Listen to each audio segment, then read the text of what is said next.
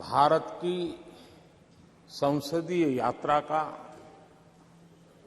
एक स्वर्णिम पल था।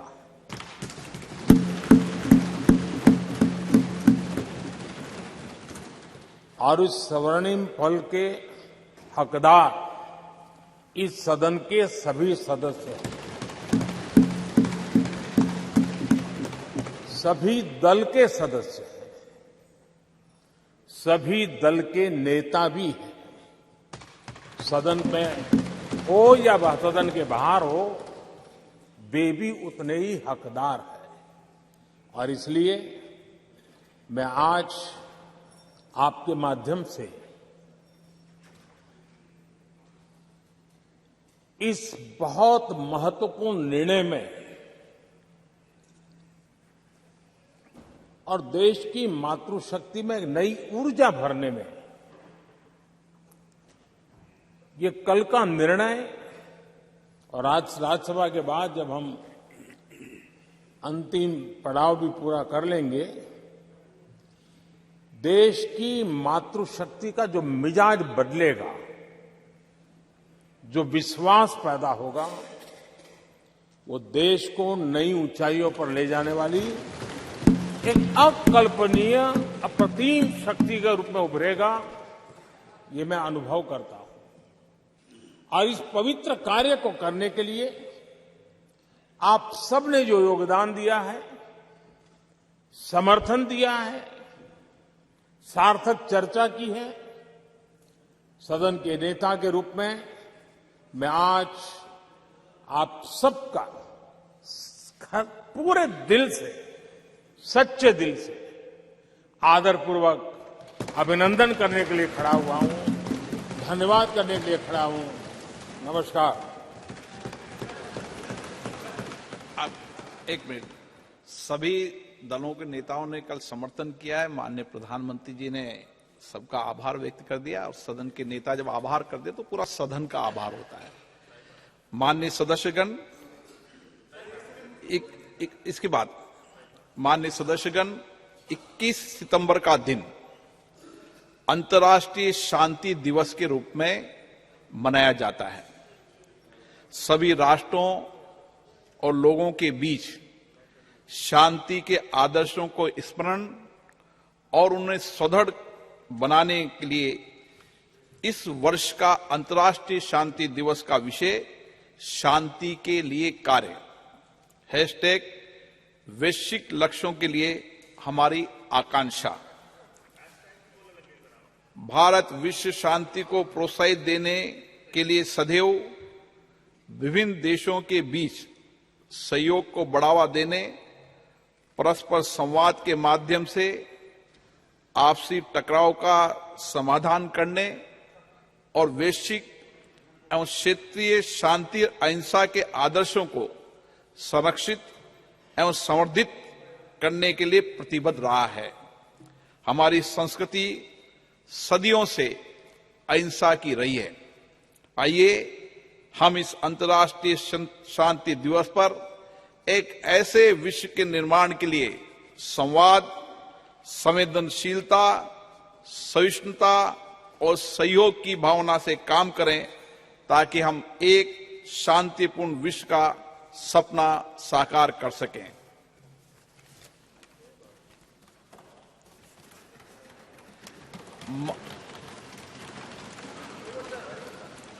माननीय सदस्यगण, अंतरिक्ष के क्षेत्र में हमारी महत्वपूर्ण उपलब्धियों के लिए पूरे देश को बधाई देते हुए मुझे बेहद खुशी हो रही है। इन उपलब्धियों से प्रत्येक भारतीय गौरवान्वित हुआ है और वैश्विक स्तर पर हमारे देश का कद बढ़ा है। 23 अगस्त 2023 को चंद्रमा के दक्षिणी ध्रुव के पास उतरने वाला पहला देश बनकर हमने एक ऐतिहासिक उपलब्धि हासिल की है।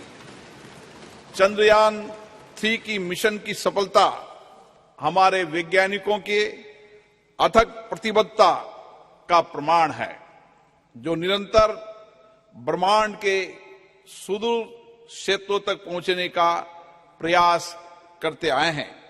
इस सदन के माध्यम से मैं इस अभूतपूर्व उपलब्धि के लिए इसरो के सभी वैज्ञानिकों और इंजीनियरों और भारत के लोगों को बधाई देता हूं।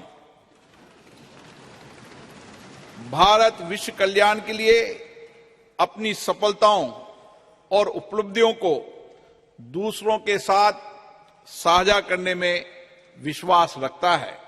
इसलिए हमने चंद्रयान 3 की सफलता को विश्व के वैज्ञानिक समुदाय और पूरी मानवता को समर्पित किया है। हमारे प्रज्ञान रोवर ने हमें चंद्रमा पर sulphur, oxygen, aluminium, calcium, iron जैसे तत्वों की मौजूदगी सहित अन्य अमूल्य जानकारी भेजी है, जिससे अंतरिक्ष के बारे में मानव ज्ञान में वृद्धि होगी और भावी अभूतपूर्व खोजों का मार्ग प्रशस्त होगा। 23 अगस्त को राष्ट्रीय अंतरिक्ष दिवस के रूप में मनाना उचित होगा। एक ऐसा दिन होगा जो हमारी भावी पीढ़ियों को जीवन में उच्च महत्वाकांक्षाएं रखने और उन्हें साकार करने के लिए कड़ी मेहनत के लिए प्रेरित करता रहेगा। मैं चंद्रमा पर चंद्रयान 2 के पद चिन्हों को तिरंगा पॉइंट और चंद्रयान 3 के लैंडिंग स्थल को शिव शक्ति पॉइंट का नाम दिए जाने का भी स्वागत करता हूं। ये नाम हमारी सदियों पुरानी विरासत के सम्मान के साथ हमारी वैज्ञानिक महत्वाकांक्षाओं और प्रयासों के प्रतीक हैं। अंतरिक्ष अन्वेषण के क्षेत्र में प्रगति जारी रखते हुए चंद्रयान 3 की सफलता के 10 दिनों के भीतर हमने 2 सितंबर 2023 को अपना पहला सौर मिशन आदित्य L1 लॉन्च किया। ये सूर्य का अध्ययन करने वाला हमारा पहला वैज्ञानिक मिशन है, जिससे सूर्य के भीतर होने वाली भौतिक प्रक्रियाओं और पृथ्वी पर उनके प्रभाव के बारे में जानकारी में वृद्धि होगी। चंद्रयान 3 और आदित्य L1 सफल अंतरिक्ष कार्यक्रम होने के साथ ही भारत की वैज्ञानिक और तकनीकी शक्ति के उदय और हमारी प्रतिभा और क्षमता के प्रतीक हैं। इन दोनों मिशनों में बड़ी संख्या में महिला वैज्ञानिकों ने आगे बढ़कर नेतृत्व किया है, जिससे नए भारत में महिलाओं के योगदान का पता चलता है। इन दोनों मिशनों को पूरी तरह से भारत में डिजाइन और निर्मित किया है। हमारे अंतरिक्ष कार्यक्रम की जो बात दूसरों से अलग करती है, वह हमारी सभी परियोजनाओं में कम लागत। इससे अंतरिक्ष प्रौद्योगिकी में हमारी बढ़ती क्षमताओं के साथ साथ हमारे वैज्ञानिकों की प्रतिभा का परिचय भी मिलता है। इन उपलब्धियों के फलस्वरूप भारत ने अंतरिक्ष के क्षेत्र में विश्व में अग्रणी देशों में अपना स्थान बनाया है। ये सभी उपलब्धियां प्रधानमंत्री माननीय नरेंद्र मोदी जी के नेतृत्व में भारत सरकार के अथक प्रयासों से संभव हुई है। प्रधानमंत्री बनने से पहले भी श्री मोदी जी अंतरिक्ष में गहरी रुचि रही है और चंद्रयान मिशनों के साथ उनका गहरा भावनात्मक जुड़ाव रहा है। 2008 में जब चंद्रयान 1 का सफल प्रक्षेपण हुआ था, वह इसरो गए और व्यक्तिगत रूप से वैज्ञानिकों को बधाई दी। 2019 में जब अंतिम समय में कुछ तकनीकी खराबी के कारण चंद्रयान 2 वांछित उद्देश्य प्राप्त नहीं कर पाए, तो उन्होंने हमारे वैज्ञानिकों के बीच जाकर उन्हें विफलताओं की चिंता किए बिना लक्ष्य प्राप्ति के प्रयास के लिए प्रेरित किया। कोविड-19 के समय जब पूरी दुनिया संकट में जूझ रही थी, ऐसे में माननीय प्रधानमंत्री श्री नरेंद्र मोदी जी इस विपदा का उपयोग अवसर के रूप में किया करते हुए अंतरिक्ष क्षेत्र सहित देश की अर्थव्यवस्था के विभिन्न क्षेत्रों में महत्वपूर्ण सुधार लाने के लिए प्रयासरत रहे। उनके इन्हीं प्रयासों के फलस्वरूप हम विश्व अंतरिक्ष शक्ति बनने की दिशा में आगे बढ़ रहे हैं। पिछले कुछ सालों में अंतरिक्ष स्टार्टअपों की संख्या में रिकॉर्ड वृद्धि हुई है। पिछले साल निजी क्षेत्र में निर्मित पहले रॉकेट विक्रम एस का प्रक्षेपण हुआ है। युवा स्कूली छात्रों ने 2 उपग्रह आजादी सेट और आजादी सेट 2 लॉन्च किए। अंतरिक्ष प्रौद्योगिकी क्षेत्र में हमें महत्वपूर्ण सफलता मिली है, जैसे प्रक्षेपण वाहनों का परीक्षण एक बार में 104 उपग्रह लॉन्च करके हमने विश्व रिकॉर्ड बनाया है। इन उपलब्धियों के फलस्वरूप भारत में दुनिया का नजरिया बदला है। हमारे देश को लेकर विश्व समुदाय के दृष्टिकोण में बदलाव आया है। माननीय प्रधानमंत्री नरेंद्र मोदी जी के दूरदर्शी नेतृत्व और विज्ञान और नवाचार को बढ़ावा देने के कारण ही संभव हो पाया है। हमारा सफल अंतरिक्ष कार्यक्रम उनके जय विज्ञान, जय अनुसंधान के आह्वान का सबसे बड़ा प्रमाण है। ये विज्ञान और नवाचार का सबसे अच्छा उदाहरण है, जिसमें स्टार्टअप, एमएसएमई को बढ़ावा मिला है, रोजगार अवसरों का सृजन हुआ है। हमारे विकास को भी गति मिली है। कृषि, मत्स्य पालन, संचार, नेविगेशन, राष्ट्रीय सुरक्षा सहित हमारी अर्थव्यवस्था के सभी क्षेत्रों में योगदान के माध्यम से हमारा अंतरिक्ष कार्यक्रम देश के लोगों के जीवन में गुणात्मक परिवर्तन ला रहा है। हमें विश्वास है इन उपलब्धियों में हमारी आने वाली पीढ़ियों को बड़े सपने देखने और अपने सपनों को साकार करने के लिए कड़ी मेहनत की प्रेरणा मिलेगी। सभी देशवासियों को 2047 तक एक विकसित भारत बनाने के लिए मिलकर कार्य करना होगा और अपने आप को पुनः समर्पित करना होगा। मुझे विश्वास है ये प्रतिष्ठित सदन इस ऐतिहासिक उपलब्धियों में प्रधानमंत्री मोदी जी के नेतृत्व की सराहना करने, भारत के लोगों विशेष रूप से युवाओं का उत्साहवर्धन करने तथा महिलाओं के योगदान के साथ सभी संगठनों और व्यक्तियों के योगदान की सराहना करने में मेरा साथ देगा। सभा पटल पर रखे जाने वाले पत्र। Item number 1 Shri Ashwini Kumar Choubey.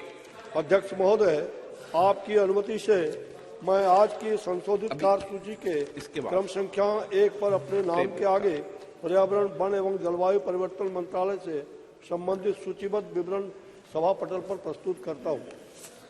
Item number 2 Shri Krishanpal ji.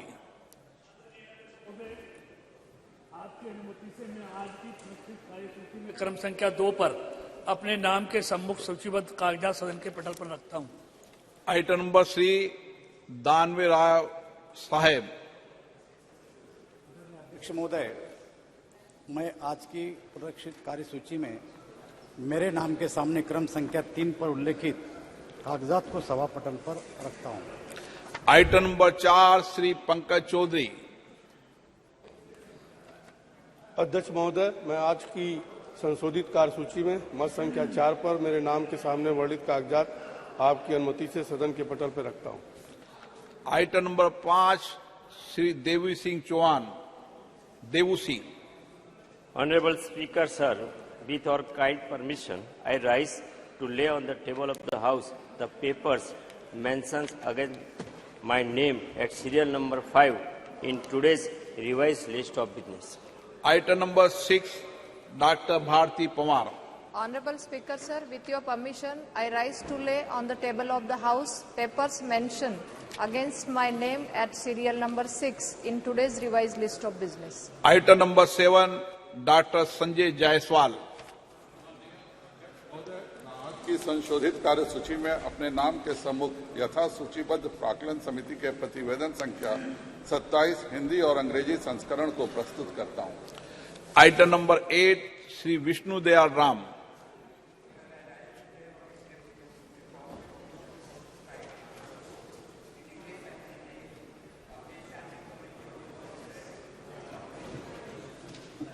Reforms as listed against my name at serial number 8 in today's list of business. Item number 9, Shri Jagannath सरकार।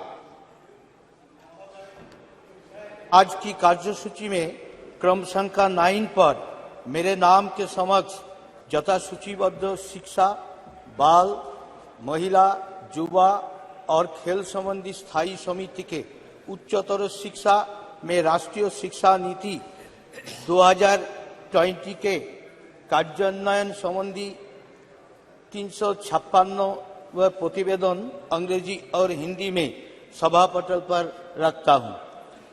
आइटम नंबर 10, श्री तापिर गांव। Honorable Speaker, sir, I raise to lay on the table a copy of each of the 355, 356, 357, 358 and 359 report of the Standing Committee on Transport, Tourism and Culture listed against my name at serial number 10 in today's order paper. Item number 11, Dr. Mahesh Sharma. With your permission, I rise to lay on the table a copy of the 149th report on the subject Implementation of Pradhan Mantri TB Mukt Bharat Abhiyan in Hindi and English of the Standing Committee on Health and Family Welfare. Item number 12, Sri Devu Singh Chauhan. Honorable Speaker, sir, in pursuance of the Direction 73A of the Honorable Speaker Lok Sabha, I would like to lay a statement showing status of implementation of the recommendations, observations contained in the 44th report of Standing Committee on Communication and Information Technology on demands for grants 2023-24 pertaining to Department of Post on the table of the House. Item number 13, Sri Prahlad Joshi ji. Sir, with your permission, I rise to move the following, that this House do agree with the 45th report of the Business Advisory Committee presented to the House on 20th September 2023. प्रश्न है कि सभा कार्य मंत्रणा समिति दिनांक 20/9/2023 का सभा में प्रस्तुत 45वां प्रतिवेदन से सहमत है। जो सदस्य इसके पक्ष में हाँ कहें, जो सदस्य विरोध में ना कहें, मेरे विचार में निर्णय हाँ वालों के पक्ष में, हाँ वालों के पक्ष में प्रतिवेदन स्वीकृत हुआ। आइटम नंबर 14, चंद्रयान 3 मिशन की सफलता, अंतरिक्ष क्षेत्र में हमारे राष्ट्र की अन्य उपलब्धियों के बारे में आज चर्चा होगी। मैं सभी माननीय सदस्यों से आग्रह करता हूं कि सभी वो अपने विचार रखें। पर्याप्त सबको अवसर दूंगा, लेकिन सब बोल लें, ऐसी मेरी अपेक्षा है। From the House, under what rule this, whether it is 194 or 193, under what rule? Item number 14 मैंने शुरू किया है। इसका विषय श्री राजनाथ सिंह जी।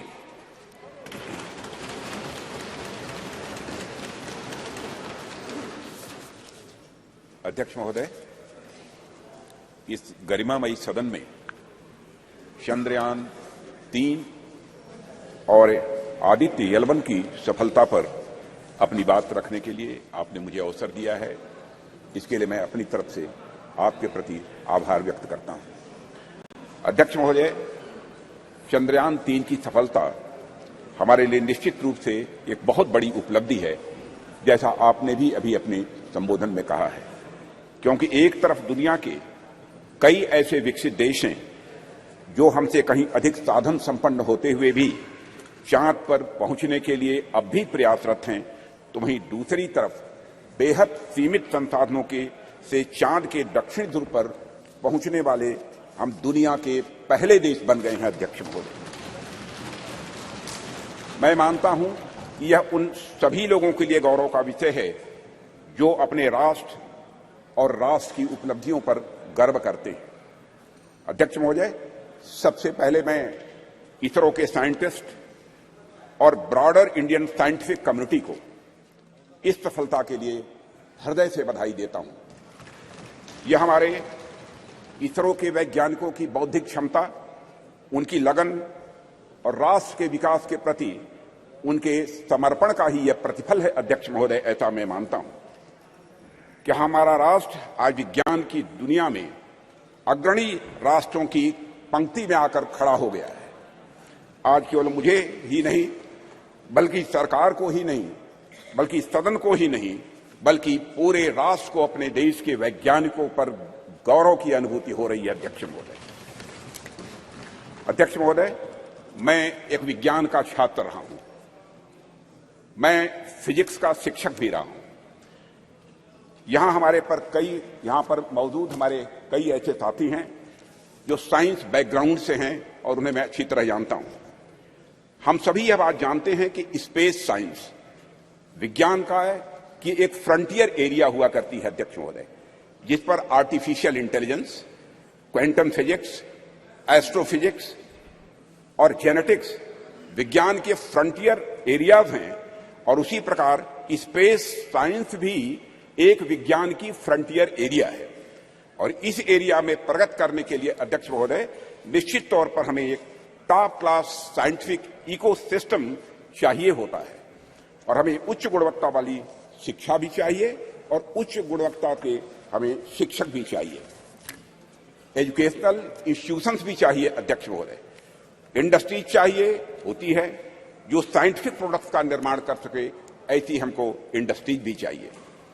अध्यक्ष महोदय, कहने का मेरा अर्थ यह है कि अगर चंद्रयान 3 ने चंद्रमा पर अपने कदम रखे हैं तो यह एक और इसरो की सफलता तो है ही, साथ ही यह इस बात का भी द्योतक है कि हमारे देश का साइंटिफिक इकोसिस्टम, जिसमें करोड़ों करोड़ों भारतीयों ने जाने अनजाने अपना योगदान दिया है, वह अपनी आज शेप ले रहा है।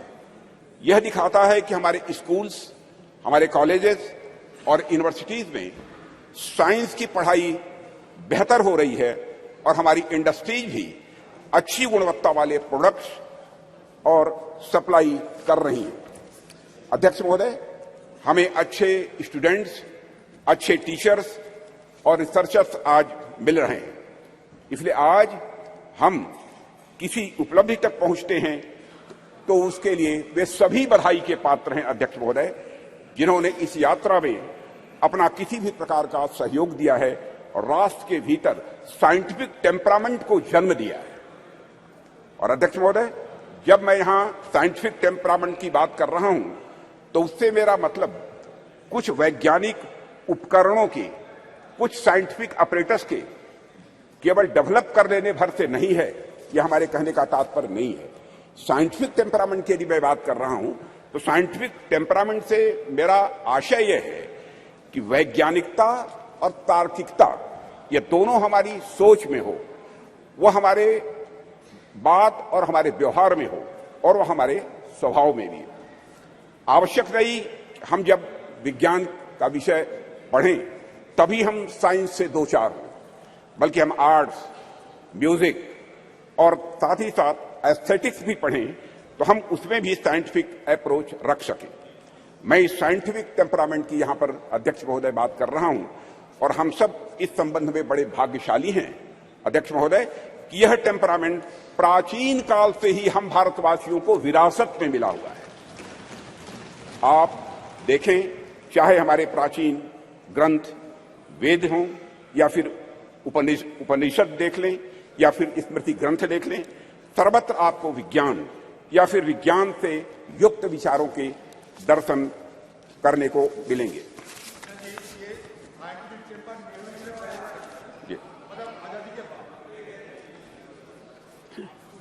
अध्यक्ष महोदय, मैथ्स, साइंस, मेडिसिन, लॉजिक आदि से जुड़े जितने भी फार्मूले यानी सूत्र हैं, हमें हमारे प्राचीन ग्रंथों में भी ये दिखाई देते हैं, जो ग्रंथ हमारी संस्कृत के आधार हैं। इनके मैं उदाहरण दे सकता हूं, लेकिन लंबा समय लगेगा अध्यक्ष महोदय, उस विस्तार में मैं नहीं जाना चाहता हूं। अध्यक्ष महोदय, कभी कभी कुछ लोगों द्वारा यह भी कहा जाता है, और कुछ ऐसे लोग हमारे सदन में भी हो सकते हैं, कि हमारी सांस्कृतिक विरासत और साइंटिफिक टेम्परामेंट के बीच विरोधाभास है। कुछ ऐसे भी मानने वाले लोग हमारे देश में हैं। यहां तक कहा जाने लगा कि अगर आप साइंटिफिक टेम्परामेंट के हैं, तो आप पीपल की पूजा कैसे कर सकते हैं? आप नीम की पूजा कैसे कर सकते हैं? आप तालाब की पूजा कैसे कर सकते हैं? या फिर आप गाय को माता कैसे कह सकते हैं?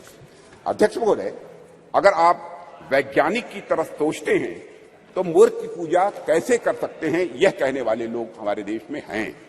महोदय, बात तो यहां तक अब होने लगी है कि संस्कृत का विरोध करना, विरासत का विरोध करना, यह प्रगतिवाद यानी प्रोग्रेसिव होने का सूचक हो गया है।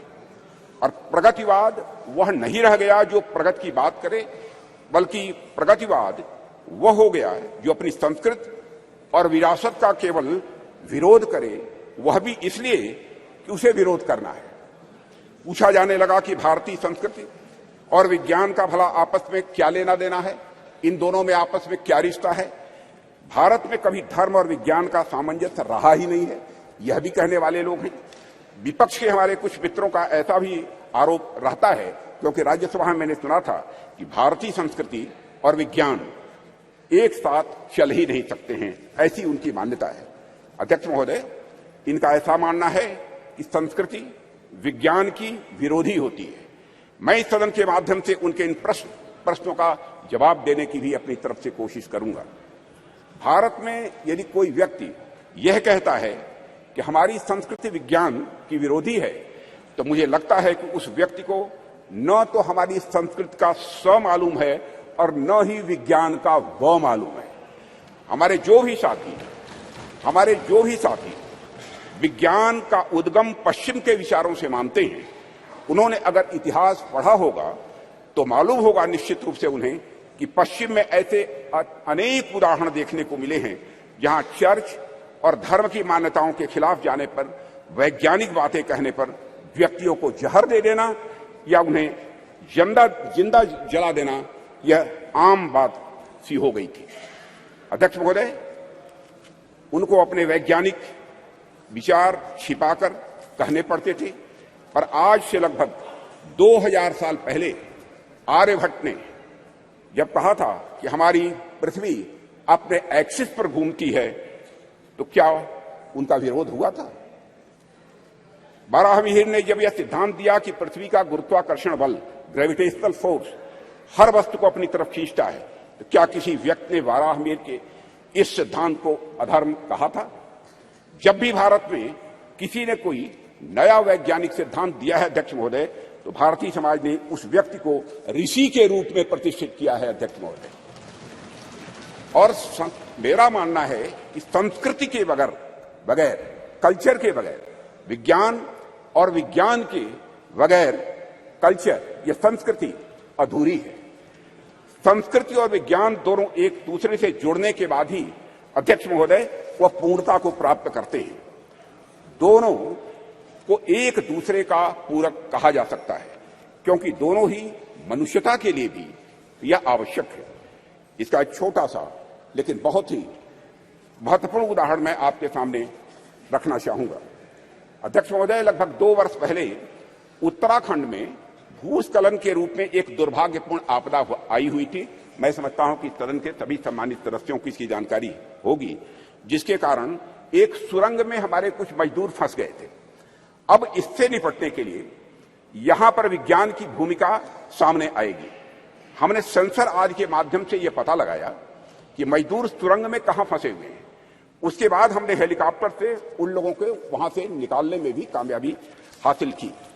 लेकिन अध्यक्ष महोदय, जैसे ही सुरंग से पहले मजदूर को बाहर निकाला गया, अन्यथा कोई न ले, जैसे ही मजदूर को सुरंग से बाहर निकाला गया, बाहर निकलते ही इसने दोनों हाथ ऊपर करके बड़ी तेजी के साथ जय घोष किया, बद्री विशाल की जय। अध्यक्ष महोदय, इस वाकये ने सारी दुनिया को बताया कि धर्म और विज्ञान किस तरह से यह आपस में जुड़े हुए हैं। एक दूसरे से अलग नहीं है धर्म और विज्ञान, बल्कि यह एक दूसरे से जुड़े हुए हैं। निश्चित रूप से विज्ञान ने उस मजदूर को सुरंग से बाहर निकालने में, अध्यक्ष महोदय, बहुत बड़ी भूमिका निभाई है, इसमें कहीं दो मत नहीं है। लेकिन उन मजदूर बंधुओं को सुरंग के भीतर जिसने जिजीविषा की शक्ति प्रदान की, जिसने साहस प्रदान किया, जिसने मनोबल प्रदान किया, जिसने आखिरी समय तक प्रयास करते रहने की शक्ति प्रदान की, वह और कुछ नहीं, हमारा सांस्कृतिक विश्वास ही था अध्यक्ष महोदय, जिसने कि यह संबल उन्हें प्रदान किया।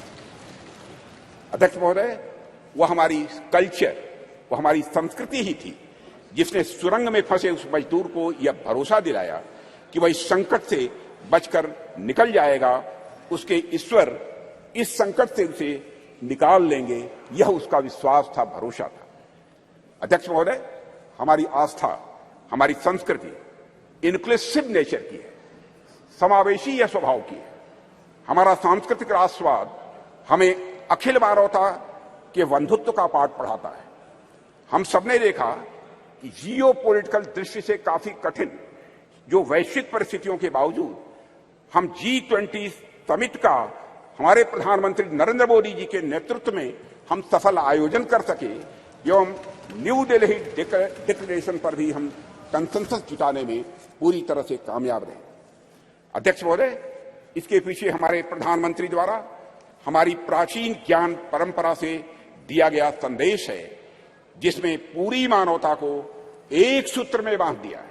प्रधानमंत्री जी ने ही कहा था, one world, one family, one future.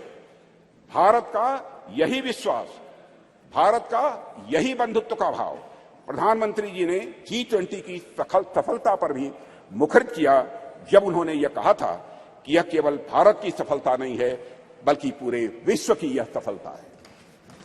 अध्यक्ष महोदय, विज्ञान तो वैल्यू न्यूट्रल होता है। ये वैल्यू न्यूट्रल क्या है, मैं आगे इसको विस्तार में बताने की कोशिश करूंगा। चंद्रयान जैसे अंतरिक्षयान हो, या परमाणु के भीतर छिपी शक्ति हो, या फिर डीएनए एडिटिंग की टेक्नोलॉजी हो, विज्ञान हमेशा यह मूल्य निरपेक्ष होता है, यानी वैल्यू न्यूट्रल होता है। विज्ञान हमें परमाणु शक्ति का ज्ञान दे सकता है अध्यक्ष महोदय, लेकिन वह संस्कृति ही है, वह कल्चर ही है जो हमें मार्ग दिखलाएगी उस परमाणु शक्ति का उपयोग हम ऊर्जा के रूप में स्वयं के विकास में करते हैं, या फिर हथियार के रूप में अन्य का विनाश करने में हम करते हैं। कहते हैं, with great power comes great responsibility. इसलिए जैसे जैसे हमारी शक्ति बढ़ती जाती है अध्यक्ष महोदय, वैसे वैसे हमारे संस्कारों का महत्व भी स्वाभाविक रूप से यह बढ़ता जाता है। प्रारंभ में मानव के पास बहुत सारे विकसित हथियार नहीं थे, ऐसे में यदि उससे कुछ नुकसान भी होता था तो बहुत बड़े पैमाने पर नहीं होता था। पर अध्यक्ष महोदय, आज जब मानव के पास परमाणु शक्ति आ गई है और मानव ने चंद्रमा तक पहुंचने के भी रास्ते खोज लिए हैं, तब ऐसी शक्तियों का दुरुपयोग भी उसी पैमाने पर संभव है। इस संभावना को भी नकारा नहीं जा सकता है। इसे मैं एक उदाहरण के माध्यम से इस सदन के समक्ष रखना चाहूंगा। अध्यक्ष महोदय, जब मैं जर्मन फिलासफर नीत्शे ने गॉड इज डेड कहकर अपने महामानव को सामाजिक नैतिकता से मुक्त किया, तो उसका नतीजा जर्मनी में नाजीवाद के कहर के रूप में प्रकट हुआ था। जर्मनी में हुए नरसंहार में मानवता को खत्म करने के लिए जो ऑपरेटर्स, जो उपकरण प्रयोग में लाए गए थे, जिन हथियारों या फिर जिन केमिकल्स का प्रयोग हुआ था, निश्चित रूप से वे सभी विज्ञान की ही देन थे अध्यक्ष महोदय। लेकिन नैतिकता और मानवीयता के गुणों के अभाव में उन सभी वैज्ञानिक खोजों का किस प्रकार दुरुपयोग हुआ, इसे हम सभी अच्छी तरह जानते हैं।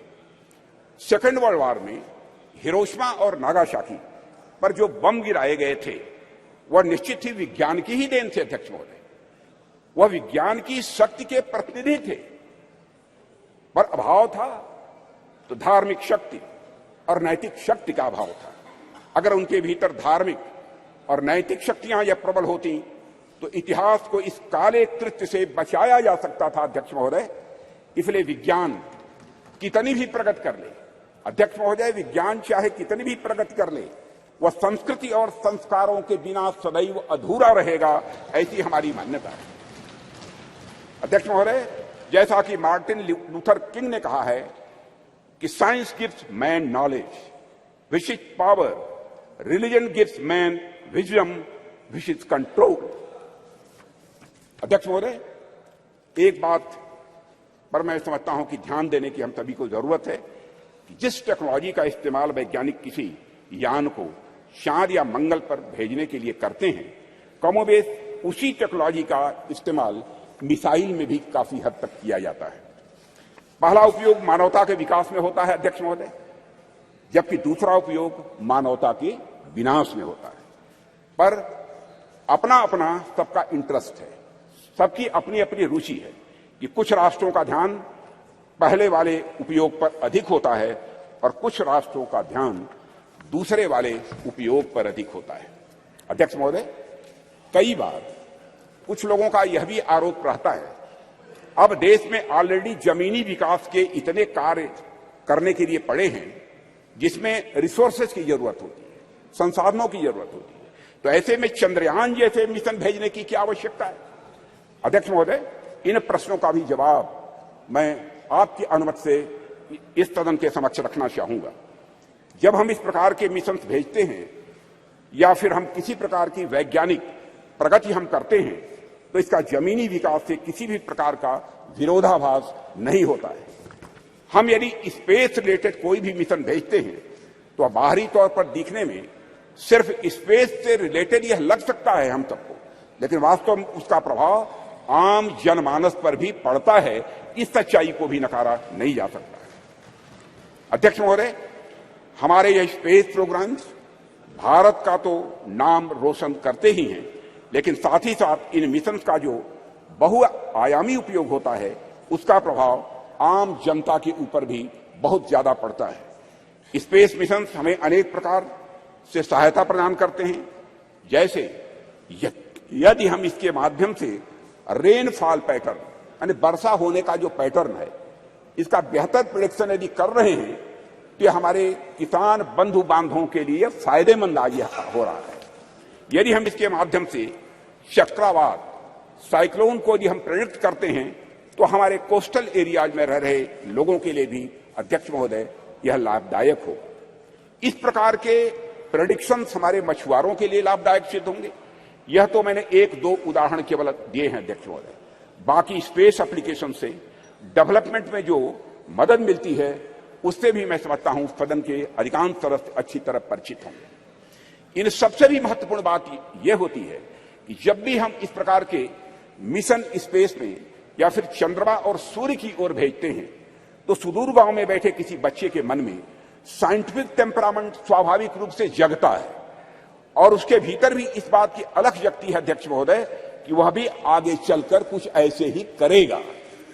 उसके अंदर यह प्रेरणा आती है कि एक दिन वह भी वैज्ञानिक बनकर भारत का नाम दुनिया में रोशन करेगा, और यही कुछ करने की तमन्ना ही अध्यक्ष महोदय राष्ट्र को स्वाभाविक रूप से आगे ले जाने का काम करती है। चंद्रयान 3 की सफलता से कितने रामानुजन, कितने भाभा या साराभाई अपने लक्ष्य की ओर आगे बढ़े होंगे यह हमें आज नहीं कुछ वर्षों के बाद यह पता लगेगा। अध्यक्ष महोदय, हमारे प्रधानमंत्री मोदी जी के नेतृत्व में हम संस्कृति और विज्ञान दोनों को समान रूप से महत्व देते हुए आगे बढ़ रहे हैं, और ऐसा बिल्कुल भी नहीं है, ऐसा बिल्कुल भी नहीं है कि यदि हम एक को महत्व दे रहे हैं तो दूसरे का महत्व कम हो जाएगा। यह कोई जीरो सम गेम नहीं हुआ करता है अध्यक्ष महोदय। अध्यक्ष महोदय, हमारे ऋषियों मनीषियों ने वर्षों पहले विज्ञान को न केवल धर्म के साथ जोड़ा बल्कि लोगों को इसके व्यवहारिक ज्ञान के बारे में भी बतलाया है। उनका मानना था यदि विज्ञान को सुव्यवस्थित ढंग से संवार कर मनुष्य के वेलफेयर के लिए, उनके कल्याण के लिए लगाया जाए तो स्वाभाविक रूप से वह अपने आप धर्म बन जाता है।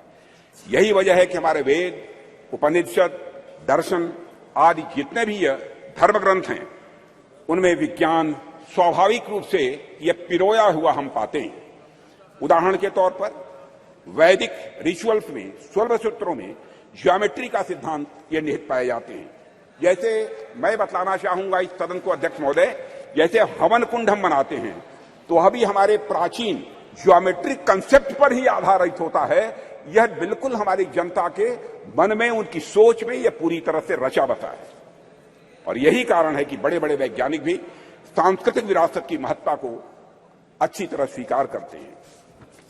अध्यक्ष महोदय, अभी चंद्रयान 3 की सफलता के नायक डॉक्टर यश सोमनाथ, जिनका पूरे सदन ने अभिनंदन किया, उनके साथ सारे वैज्ञानिकों का अभिनंदन किया, श्री डॉक्टर यश सोमनाथ जी ने भी इस बात की ओर इशारा किया था कि वेदों में कई सारी वैज्ञानिक पृष्ठभूमि वाली बातें कही गई हैं।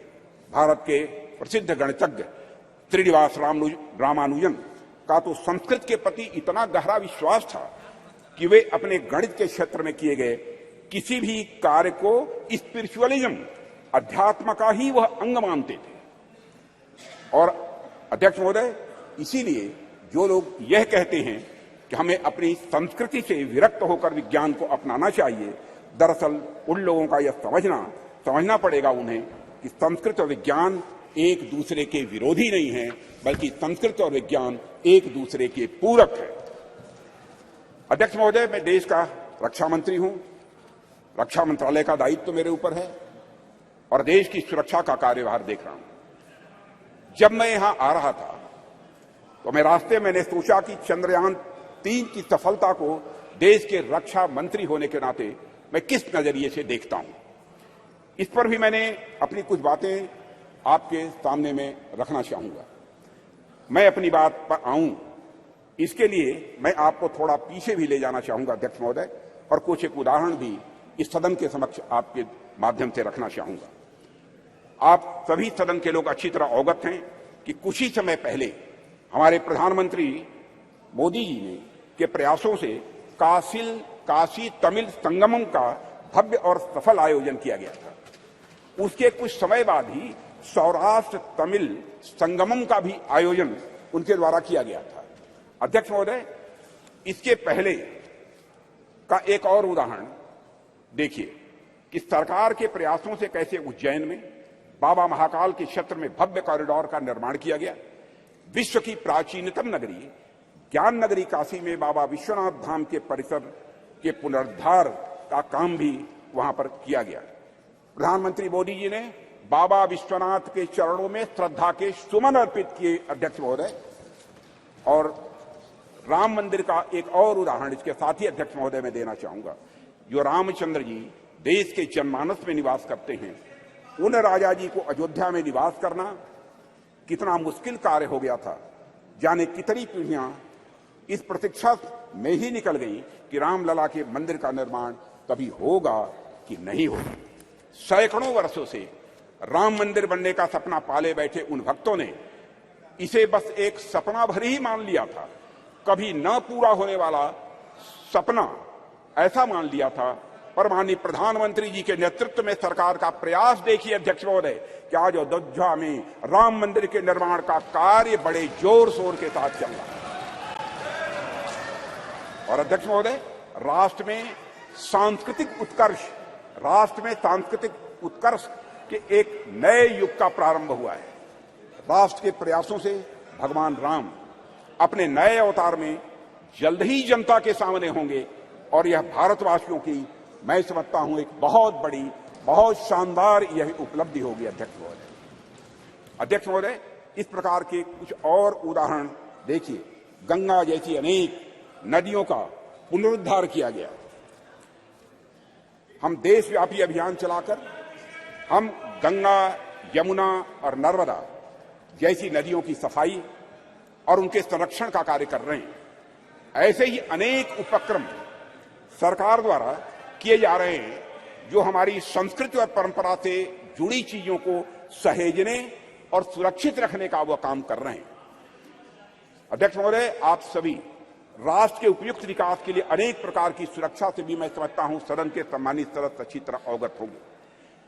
आप सभी सीमा सुरक्षा, आर्थिक सुरक्षा, सामाजिक सुरक्षा, खाद्य सुरक्षा, ऊर्जा सुरक्षा और पर्यावरण सुरक्षा के बारे में मैं समझता हूं हम सभी समय समय पर चर्चा भी करते रहते हैं। अब तो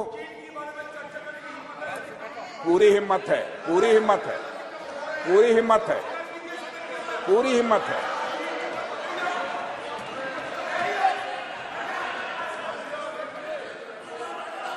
पूरी हिम्मत है, पूरी हिम्मत है। मत इतिहास में मत ले जाओ अधीर रंजन जी, इतिहास में मत ले जाइए, इतिहास में मत ले जाइए। माननीय सदस्य प्लीज। चर्चा चीन पर भी अध्यक्ष महोदय, अरे भाई अब सुन लिया आपकी बात, मेरी बात सुन लिया।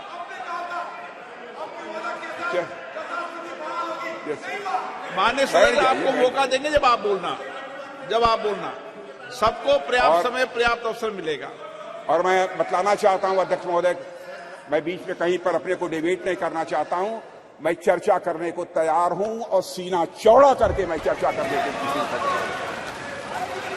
अध्यक्ष महोदय, अध्यक्ष महोदय, आप सभी राष्ट्र के उपयुक्त विकास के लिए अनेक प्रकार की सुरक्षा से हमारे सदन के सम्मानित सदस्य अवगत होंगे। आप सभी सीमा सुरक्षा, आर्थिक सुरक्षा से अवगत होंगे। आप सभी सीमा सुरक्षा, आर्थिक सुरक्षा, सामाजिक सुरक्षा और खाद्य सुरक्षा, ऊर्जा सुरक्षा और पर्यावरण सुरक्षा के बारे में भी अवगत होंगे।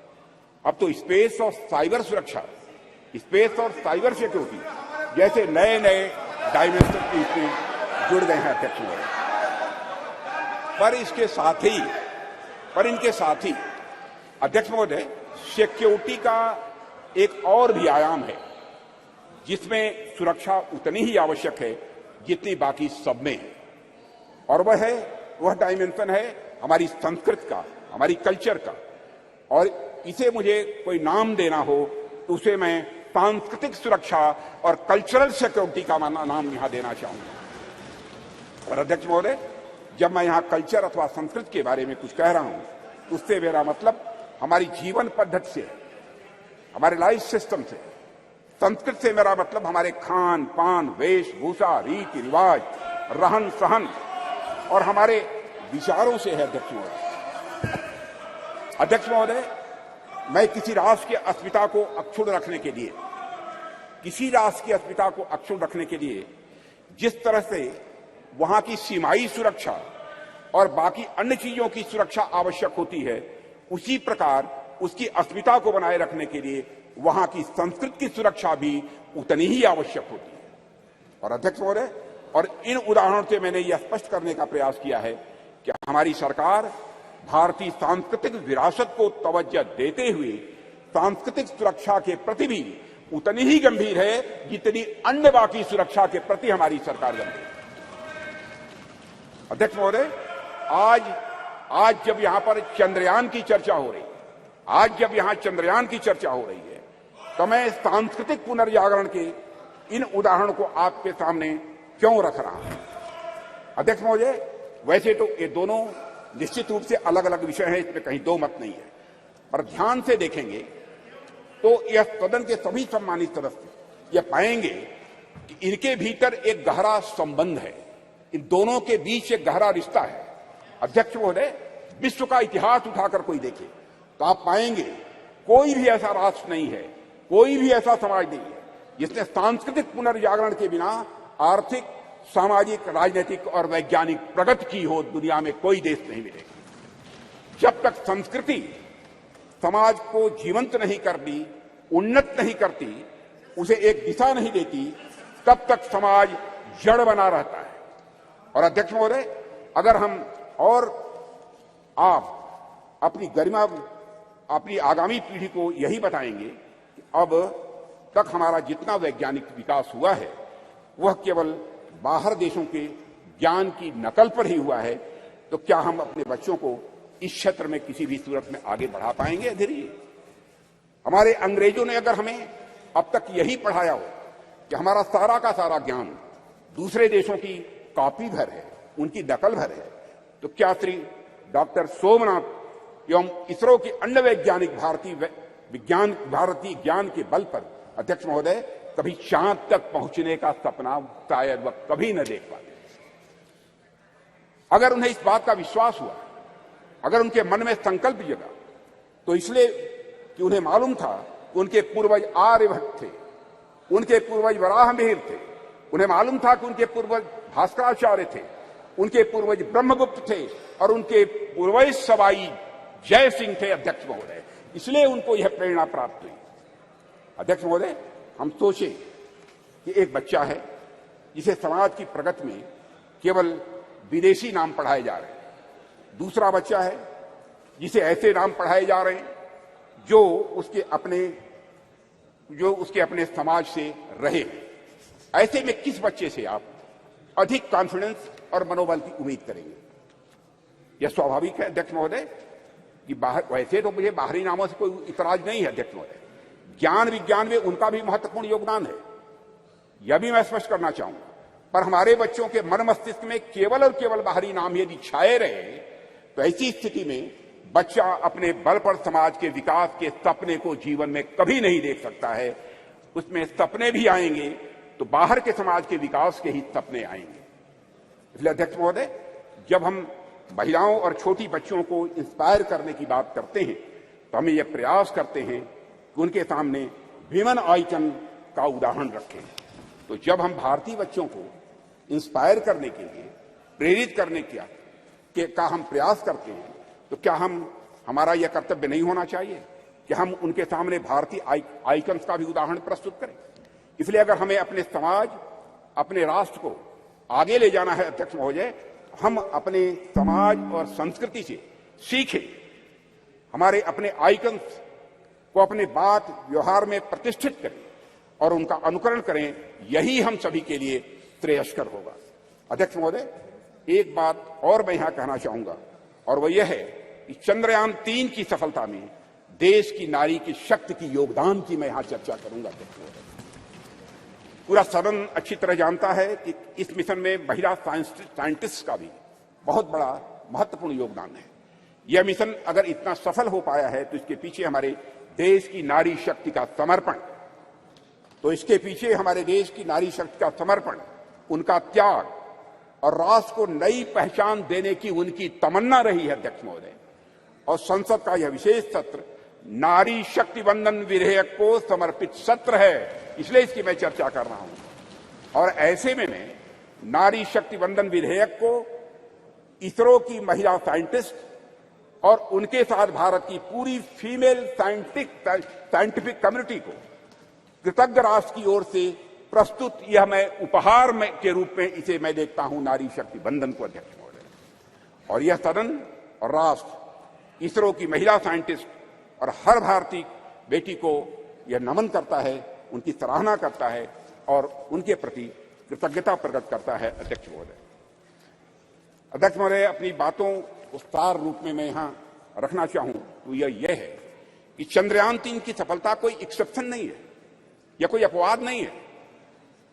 यह सहस्राब्दियों से चली आ रही हमारी सामाजिक, हमारी सांस्कृतिक और वैज्ञानिक धारा का एक स्वाभाविक और सहज रूप से एक विकास है अध्यक्ष महोदय। इस सफलता के सूत्र हमारे अतीत में ही छिपे हैं। ऐसा अतीत जहां वैज्ञानिकता एक स्वभाव के रूप में विद्यमान थी हमारे यहां, जहां विज्ञान और आस्था के बीच एक पूर्ण सामंजस्य था।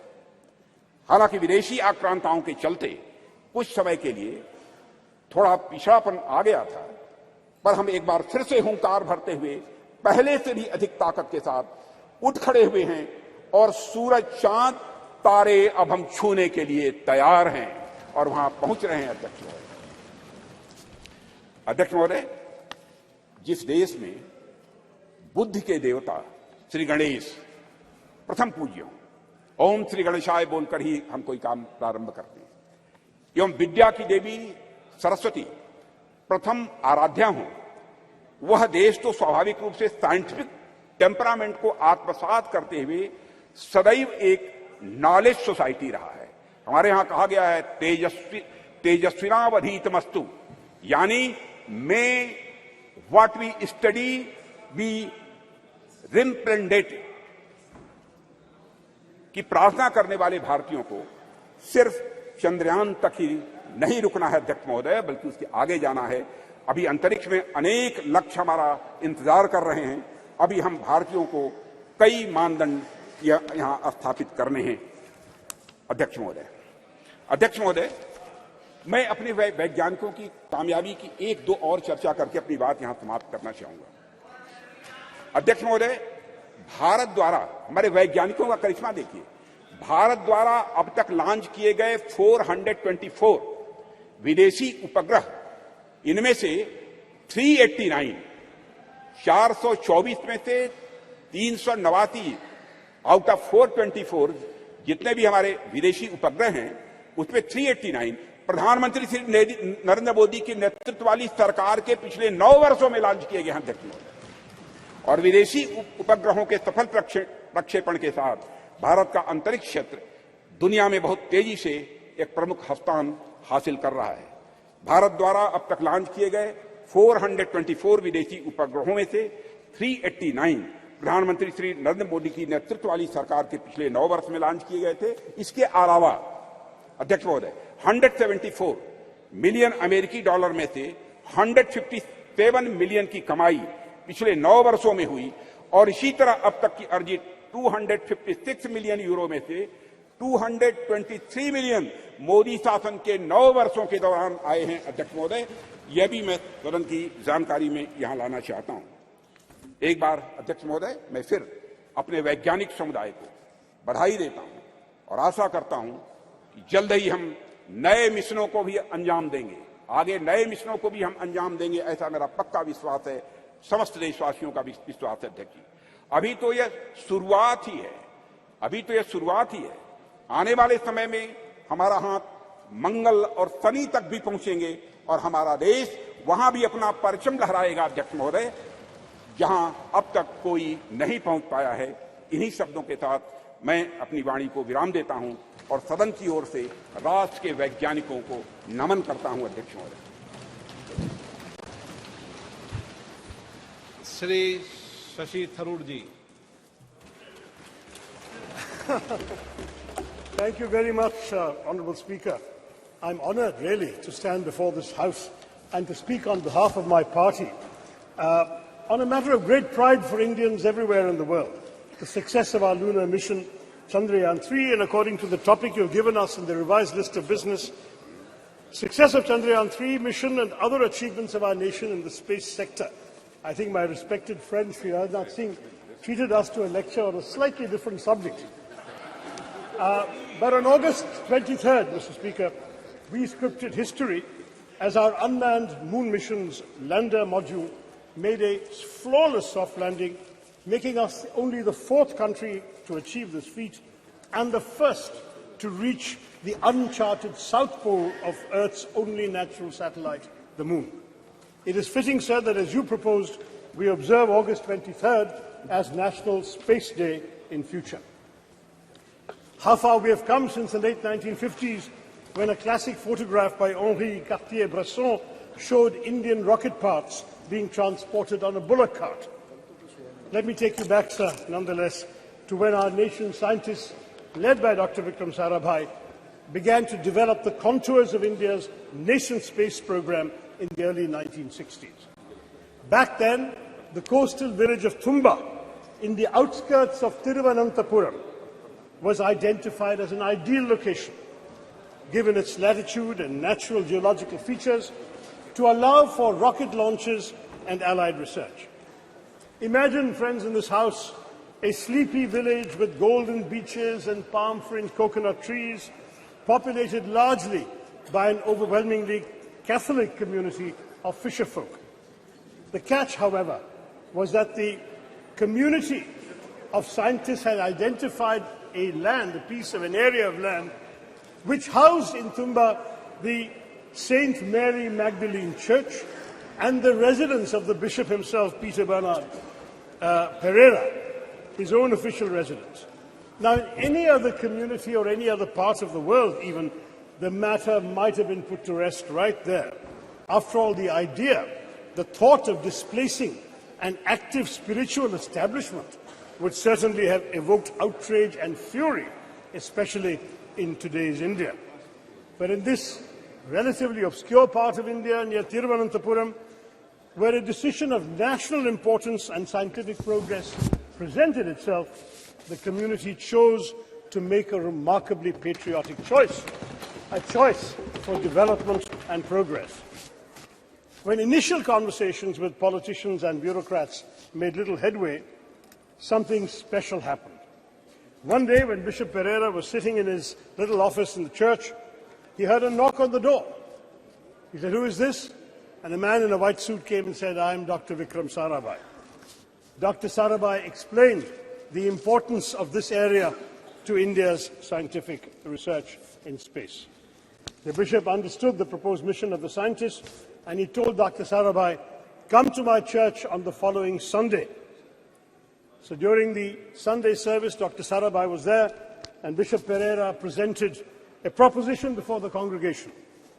"My children," he said, "I have a famous scientist with me who wants our church and the place I live in for the work of space science research. Dear children," he said, "science seeks truth by reasoning.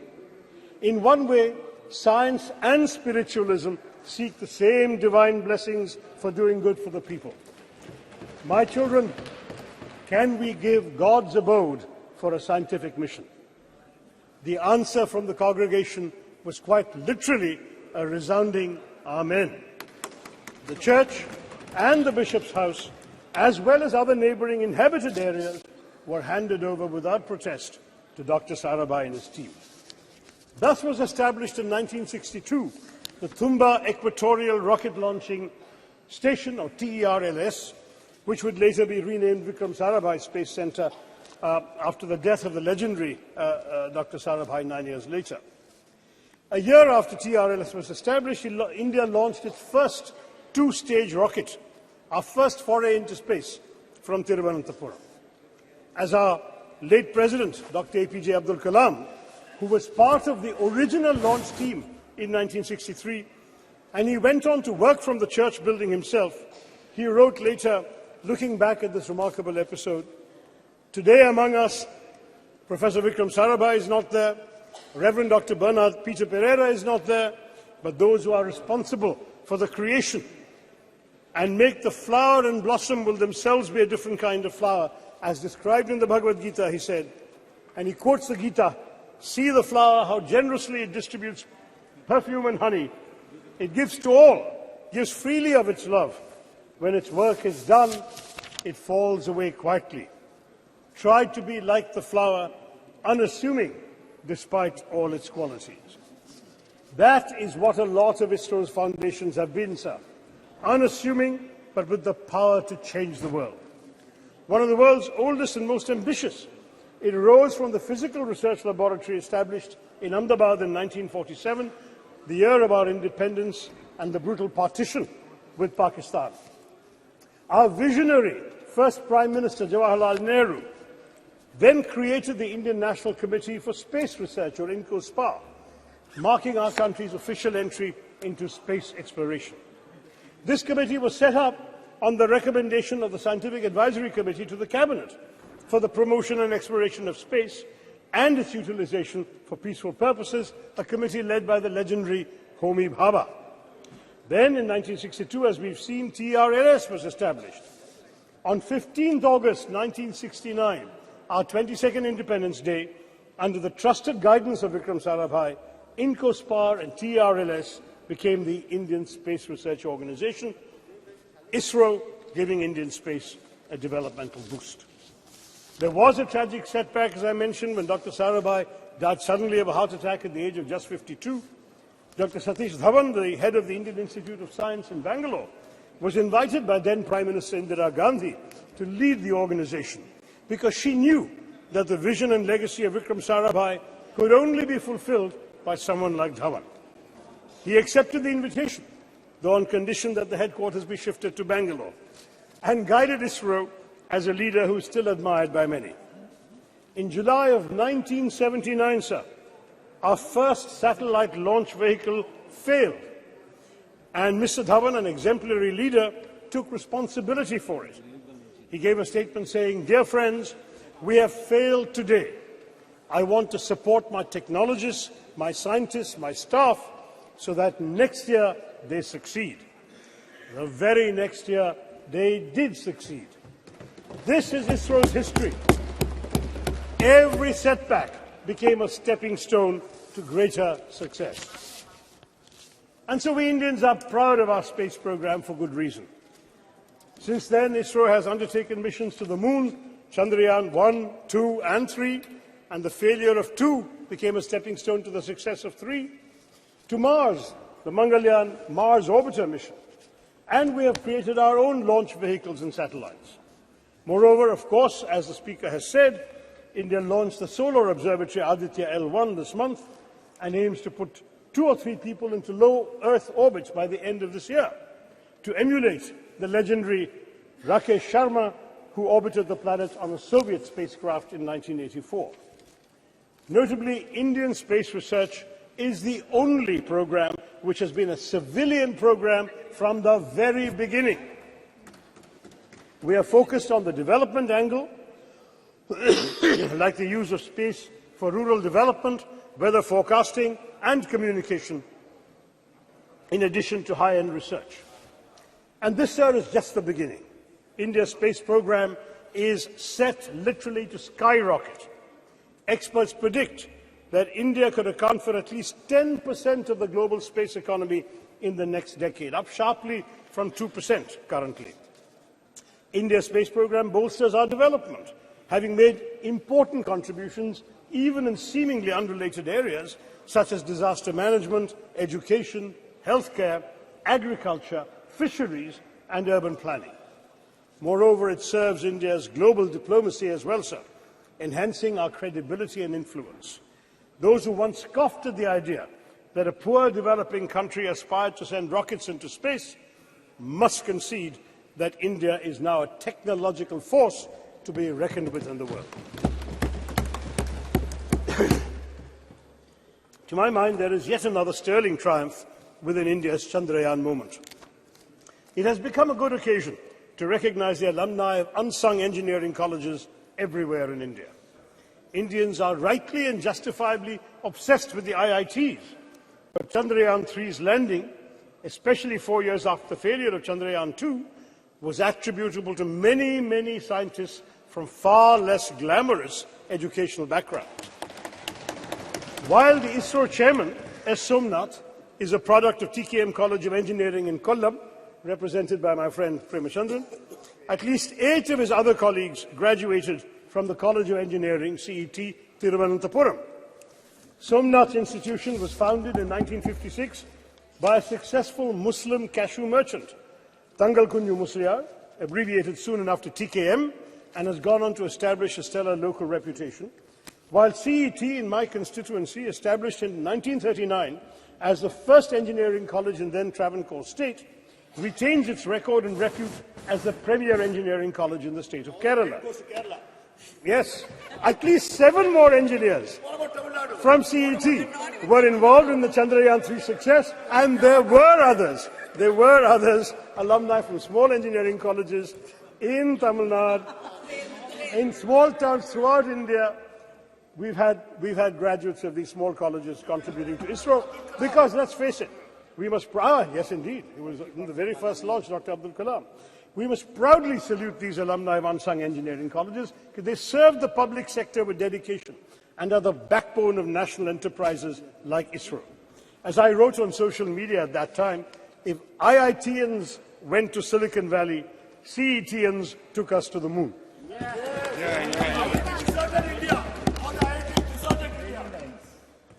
I would also like to point out that many of the stalwarts in our space program have been women scientists and engineers.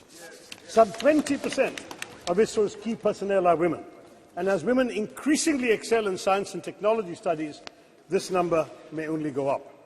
And unlike in our parliament or legislative assemblies, they won't even need reservations either, sir. I can tell you from my experience of addressing many convocations, I'm in favor, But I have been giving away prizes at many convocations of science and technology and engineering colleges. And even when the women students are a small minority, maybe 20–30% of the student body, they are 90% of the medal winners, prize winners, and honours winners. This is becoming increasingly a woman's field, and we'll all be the better for it, sir. Now, the only thing that disappoints me today is that some in the government seek to make this their moment to bask in glory and polarize the country by speaking as if all space endeavours only began in 2014. First in the ancient years of the Vedas, and then in 2014. I mean, that's what we're hearing today. Now, the truth is, sir, that our space successes are a consequence of continuity in our national governance, and what has been achieved today stands on the shoulders of many past achievements, as I have described to you with my stories earlier. Any mature democracy would recognize that grooming the brilliance of our scientists, developing infrastructure, R&D, and global synergies on technology cannot be achieved unilaterally by any one government. This is the achievement of successive years of making the right governance choices. For example, we've heard so much about Aditya L1 mission. It began in 2006, sir. It took 17 years to be conceived, planned, executed, and finally launched this year. Thus, the Chandrayaan triumph is truly pan-Indian. Across, I hope, the political divide, it does not belong to any one person or any one party. If we all came together yesterday to affirm the solidarity we all feel for women's reservation bill, let us also come together, sir, to recognize the collective contributions of all governments in bringing glory to India's space endeavours. But after all, who can deny India owes its remarkable progress in space exploration in large part to Pandit Nehru's dedication to developing a scientific temper amongst the Indian people, his understanding of technology's role in national development, and his faith in the country's scientists. Though India was indeed beset by poverty, illiteracy, food insecurity, and disease, Nehru knew that it must and could aim for the stars. We did not have much money, and we relied on ourselves. Nehru's doctrine of self-reliance, though he didn't use the word Atmanirbharta, the concept was there, within very tight budgetary constraints, had an enduring influence on India's space program, exemplified by ISRO's decision, even in this Chandrayaan 3, to take a slower, fuel-saving approach to the moon. Both Mangalyaan and Chandrayaan 3 were the least expensive ventures of their kind, costing about a tenth of equivalent NASA, the American space missions. They cost less even than Hollywood depictions of space. Mangalyaan costs less than the Hollywood film Gravity, and Chandrayaan costs less than Interstellar. The shoestring budget was only 615 crore. Not just, much cheaper than G20, what our government spent on it. But this is not just a small fraction of what the US spent, but not even a third of China's budget for its own moon mission. ISRO's last 40 years spending is equivalent to NASA's 6 months of expenditure. That is the history we have to understand, sir. But they should not be punished for it. I'm looking at my good friend Jitendra Singh there. The Department of Space's budget has shockingly been slashed by 8%, down to 12,552 crore, from the 13,700 crore that we were all presented in the budget estimates, sir. The cuts are highest in space technology, including the Human Spaceflight Center, as well as developmental and operational projects involving satellite launch vehicles. And space science, including space missions, has been cut by 32%. Why? NASA, sir, has been allocated $25.4 billion in 2023, and ISRO has the equivalent of $1.5 billion. That is the situation, sir. Our government needs to be more generous. Now, I want to stress that ISRO's strengths extend well beyond frugality. For Chandrayaan 3, India has also demonstrated familiarity with the major types of interplanetary spacecraft: orbiters, landers, rovers. The Chandrayaan-3 rover is rudimentary, but it speaks to an important focus area for the Indian space program, the planning and implementation of high-tech scientific missions. The data from Chandrayaan-3's scientific instruments will be crucial because the mission will be the first to physically, chemically and thermally characterize the soil, subsoil and air near the moon's south pole on location. No other country has done this. India has some measure of technological superiority now compared to most other spacefaring countries, and it should press the advantage by going to more places in the solar system. And of course, we must conduct stellar science. The better space-based scientific instruments currently operated by India are largely concerned with Earth observation and remote sensing. With a focus on indigenous development of technologies and techniques, we have become a premier manufacturer of both launch vehicles and satellites and a sought-after provider of low-cost launch services to other countries. Our Polar satellite launch vehicle, with 24 successful flights, has a proven track record, and the world record that has been mentioned of the launch of 104 satellites in one go has already been applauded by the Honourable Speaker. So we have all of this to talk about. Chandrayaan-3's success strengthens the confidence with which India faces the world. The country has spent the year, as we all know, presiding over the G20, though, as has been pointed out by my colleagues, we spent much more on it than we did on ISRO or on the Chandrayaan mission. But it is an influential voice for the global south. This adds to our prestige and our clout. We are also playing leading roles in other international bodies. How these relationships and how our global role generally, more broadly, will evolve remains to be seen. We are having unfortunate controversies going on this week with Canada. But nonetheless, the country's achievements in space undoubtedly strengthen our diplomatic hand, not least because of the respect they inspire in other countries. Thank you. I'll just take 2-3 minutes, sir. Among the foreign countries that have used India's space program to launch their own satellites and benefit from space cooperation include France, a space partner since 1964, which has supported India's development of launch vehicle satellites, applications and spaceflight, has also launched several satellites using our PSLV and GSLV.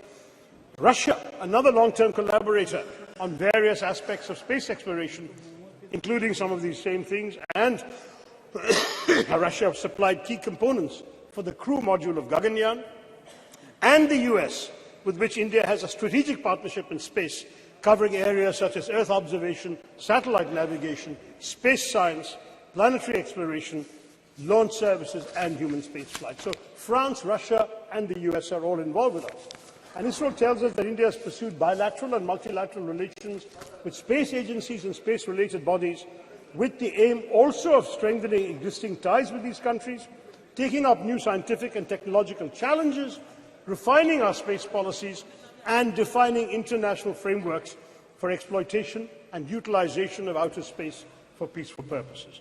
This is the diplomatic strength I'm talking about, sir. The US, Israel, Singapore, Canada, Germany, Indonesia, Japan, Luxembourg, the Netherlands, South Korea, the UK have all launched their satellites using our Indian PSLV and GSLV. And as a result, the government has earned $174 million from these launches alone.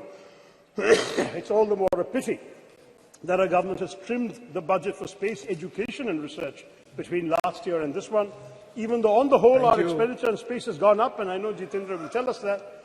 Educating the next generation of Indian space pioneers ought to receive more funding.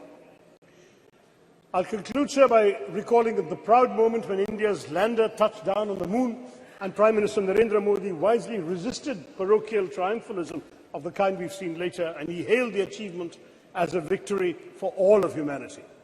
But he also correctly noted that the achievement mirrors the aspirations and capabilities of 1.4 billion Indians.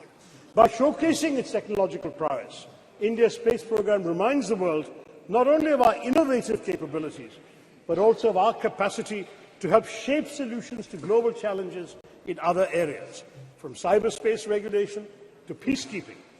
Looking up at the sky after Chandrayaan-3, Indians can contemplate a glorious global future. We are showing the world that that India can be a standard setter rather than just a follower of rules made by developed countries. New horizons beckon, for the world is now our canvas, or should I even say, the whole universe. Jai Hind. Thank you very much. कुछ आपको कहना है क्या? Okay. We are at home now. We are at home now. It's not my speech. Okay. So, she's member also. No, I am just wanting to intervene for a minute. It's just an intervention. Have patience. Have patience. Just something very important. Please. Sir, I want to make an observation, sir. Dr. Shashi Tharoor ji, you're a very learned and senior member. It's very enriching to listen to his ideas every time he participates in the debate. So he said a lot of good things, sir. But I didn't want to disrupt him in the middle of his speech, but I hope I heard you correctly. You said something in between which I don't much agree to. So you mentioned, if I heard you correctly, I repeat, that there are lots of women, there are lots of girls who are entering the field of science and technology, and hopefully we would see many of them working under our space programs. So unlike our parliament, they wouldn't need reservation to be a part of the space program. I don't much agree to this, sir. It's not very appropriate. Okay. Please take it in a healthy light, sir. Yesterday, listen to me, sir. Let me complete. Just yesterday, we passed a very historic bill providing reservation to women inside the parliament. So it doesn't sound very appropriate because, women don't just have these here because of and we should never. नहीं ये इस ढंग से debate तो नहीं चल सकती. No. Please sit down. हाँ. बस quick. आप बैठ तो जाइए.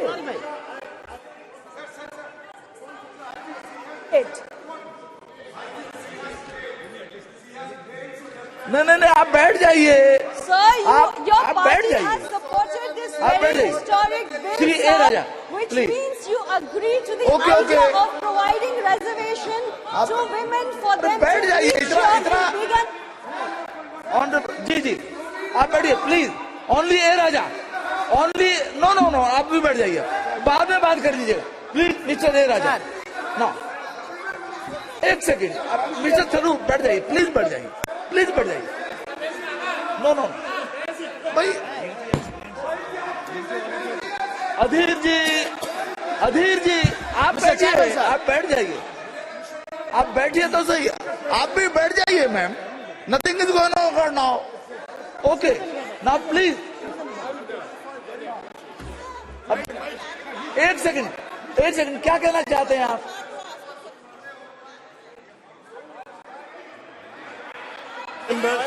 अरे आप बैठिए ना. I would like to clarify, since the Honourable Minister, who is also a good friend, appears to have misunderstood the thrust of my remarks. I would like to clarify that I meant no disrespect to either women in general or the very many honourable women in this House who have been elected without any benefit of reservation for all these years. Okay. We have said, sir, that we need reservation because the numbers are not enough. And that is why we passed the Women's Reservation Bill yesterday. I am saying that in science and technology, we already have 20% in ISRO and the numbers are going up, sir. That's my point. That's it. Thank you. जी. Sir हो गया. कुछ कहना है आपको क्या? Sir अध्यक्ष महोदय मुझे लग रहा है we need not carry this further because I'm very sure and I trust my friend Shashi ji has never been anti-woman. Ji Mr. Chairman, sir. Okay. ठीक है. Mr. Chairman, sir. It should be in good humor always. Yes, my gratitude.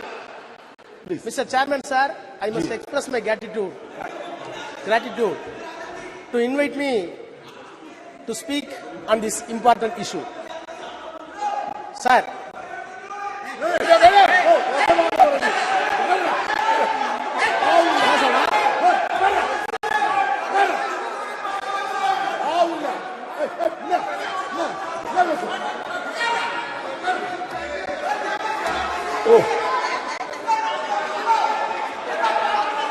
चंद्रमा पर इतना हल्ला गुल्ला नहीं होना चाहिए. हाँ जी प्लीज.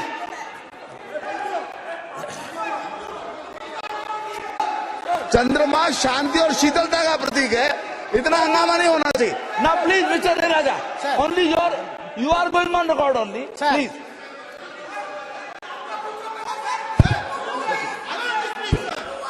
आप बोलिए ना sir. Sir, how can you speak sir? अरे नहीं, यू कैन स्पीक, आप बोलिए। House must come for order. बैठिए, आप बैठ जाइए please. You are not helping the chair.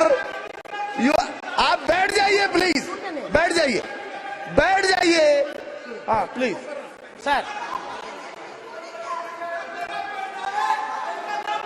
अरे भाई सर, सर बैठ जाइए ना please. Mister A Raja, mister A Raja, बैठिए आप, ये अनावश्यक है। नो नो नो, प्लीज बैठ जाइए। आप बोलिए।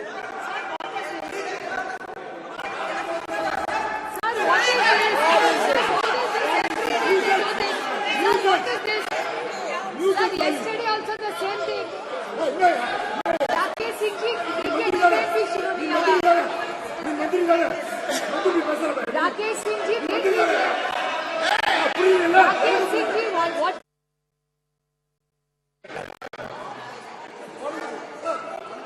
Started speaking. Sir, the chair should give us protection. Sir, what is this? Sir, every time they do this, sir. Please Raja बोलिए। सर, बोलिए बोलिए बोलिए। I must express my gratitude for granting me this opportunity to say a few words on Chandrayaan. Sir, of course, I decided not to speak because of my health. More specifically, the throat is not cooperating with my voice. However, having heard the speech which was delivered by the Honorable Defence Minister Rajnath Singh ji, I am confined to stand before few minutes before this August House. Sir, the Prime Minister was yesterday very magnanimous that no one can claim exclusive credit for Chandrayaan. It is a common efforts, endeavors put by the team of our scientists with political and scientific will. Sir, in spite of that, we must be very magnanimous on behalf of DMK. The role of the Prime Minister or this government bringing this Chandrayaan 3 cannot be undermined. We want to wish and greet the government. Sir, I will come to later part. Once universe and galaxy was treated as a riddle for mankind. Till 1950s. In 1950s, various countries, including USA, used to send satellites to the moon and other planets. Thereafter Russia, thereafter China. No doubt, an exact position India has got today because of Chandrayaan that has been launched and smooth landed was effective. Sir, the parity which we claim today along with America and Russia and China will give a message that India is second to none to anybody in the space research hereafter. Sir, between 1957 to 58, when Soviet Union launched Sputnik 1, Sputnik 2, Sputnik 3, and the US launched Alpha, Pandit Jawaharlal Nehru shared this view in the parliament that this is an age of new age, age of Sputnik. Sir, I must share this house that Tamil is one of the classical language recognized by the world and this government. Sir, Tamil has have deep-rooted scientific measures in the literature. Since the Honorable Defence Minister says the Sanskrit is having such a tremendous potentiality in science, I am not defaming any language. Admittedly, this country is having two culture based on the Tamil and Sanskrit. The C.P. Ramasamy is a known educationalist who served as a Vice Chancellor, later the Diwan of Tiruvangur. Maybe Sasi may be well aware about his knowledge and prowess. He admitted that there are two cultures in the country. One is headed by Sanskrit by way of Aryan culture, and one is Tamil in the basis of the Dravidian culture. Sir, I am entitled, having said the defense minister, now I am entitled to say what Dravidian and Tamil language says about the science. Sir, you cannot imagine, when I read Tolkappiyam, that is 3,500 years back, nobody can believe. It says this country was not created by a single man. This country was produced by evaluation of science. How? Nilam, Neer, Thi, Vali, Visumbodu, Kalanda, Aindin Mayakam, Ibulakam. What does it mean in English? Sir, there is a metabolical change out of water, land, fire, air and space, what we call Panchabhutas. Panchabhutas. The entire world that has been made because of these Panchabhutas, you cannot create a new thing. New building has come. Does it mean to say Delhi weight has gone? No. For this bench, somewhere else a tree has been cut off. So this is the science which was later, after all 200 years back, it was scientifically put in a proper phrase that the weight of the universe is constant by Newton. 300 years back, English law says by Newton that the weight of the universe is constant. But whereas 3,500 years back, Nilam, Thi, Neer, Vali, Visumbu, Aindodu Kalanda Mayakam, metabolic change of the water, land, space, everything. So, are we not entitled to have tried for 3,000 years back? You should be. Yes. Sir, Tiruvalluvar. Everybody believed that the earth is static. Other planets are revolving around, including sun. It was believed, even in the Christianity, even in the Hinduism, even in the Islam. But 2,500 years back, he said, Sulandrum Yerpinnadu Ulagam, Ulandrum Ulave Talai. He said, the earth is revolving. Earth is revolving 2,000 years back, Tiruvalluvar says. In spite of that, it is at the biggest of agriculture, at the biggest of plowing. This is a science. Sir, Bharati, last century, early century, he said, Vana Yalapo, Kadal Meena Yalapo, Sandira Mandalati Yel Kandu Delivo. Vana Yalapo, what does it mean? We will measure the space. Quiet Bharati, who is a scholar in Sanskrit, he said in Tamil, Vana Yalapo, we will measure the space. Kadal Meena Yalapo, we will measure the sea and fishes. Then ocean. Then the Sandara Mandalati Yel Kandu Delivo. We will study and research the moon, which will be benefit to the mankind. These are only Tamil literature. You cannot find Tamil literature as far as science. You cannot say one incident that the language Tamil is traveling as against the science. Sir, Bharati is being a Tamil and Sanskrit scholar. In spite of that, when the science comes, he did not shut down the mythological.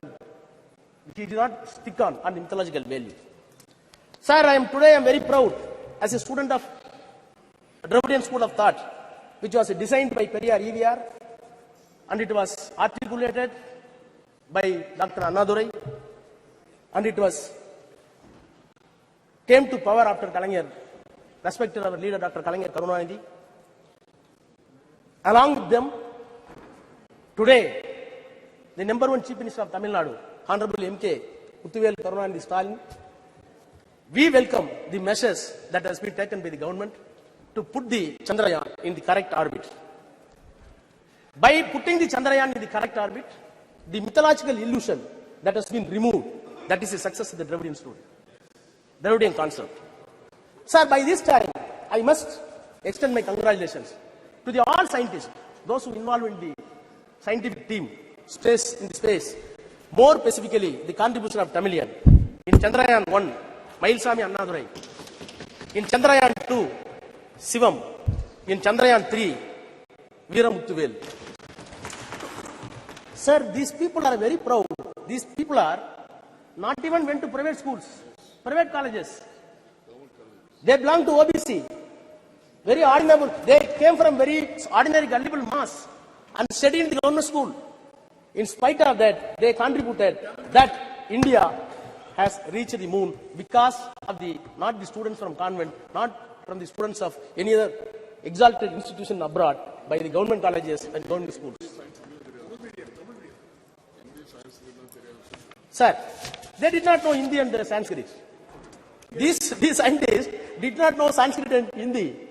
They know only Tamil and English. In spite of that, they exalted such a position. Sir, I am looking back the history of space research since 1952, as put in my friend Shashi Tharoor. Sir, rightly he said, when Indian National Committee for Space Research, INCSR, was set up by the Pandit Jawaharlal Nehru under the chairmanship of Vikram Sarabhai, and later it was developed to renamed as ISRO. Sir, I am disturbed when such a remarkable phenomenon took place and the nation got pride. We must introspect other mode of thoughts and views. Sir, I heard the defense minister very patiently. I recall my memories and check it up with the documents in the parliament just 1 hour back.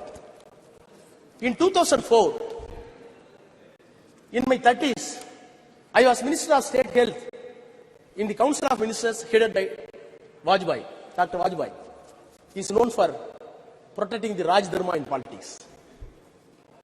Sir, that time, a debate was brought by the honorable member from Andhra, Jaipal Reddy, a veteran leader in Congress. The motion is, drop the 3 cabinet ministers from the cabinet. One of the person he named is Murali Manohar Joshi, then the HRD minister. Sir, the motion was moved by Jaipal Reddy. The house was rapt attention. Murali Manohar Joshi was there. Atal Bihari Vajpayee was there. Then the Arun Jaitley said, I quote, I have always regarded Dr. Murali Manohar Joshi as a genius scholar, but my philosophical problem with him is that he is confused himself, history with mythology, philosophy with theology, astronomy with astronomy. And he further went, Mr. Joshi, you want to change the syllabus and you want to give a saffron syllabus for the students.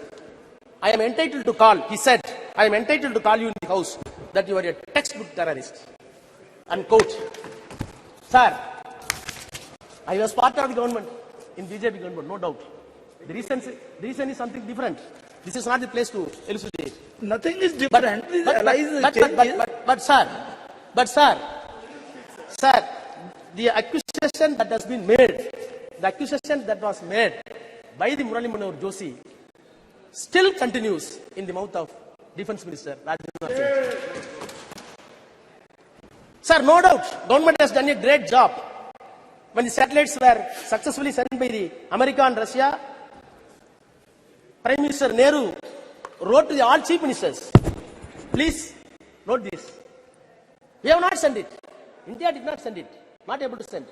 But in spite of that, Prime Minister wrote letter to all the chief ministers, I quote, intrusion of the man into outer space, and unquote.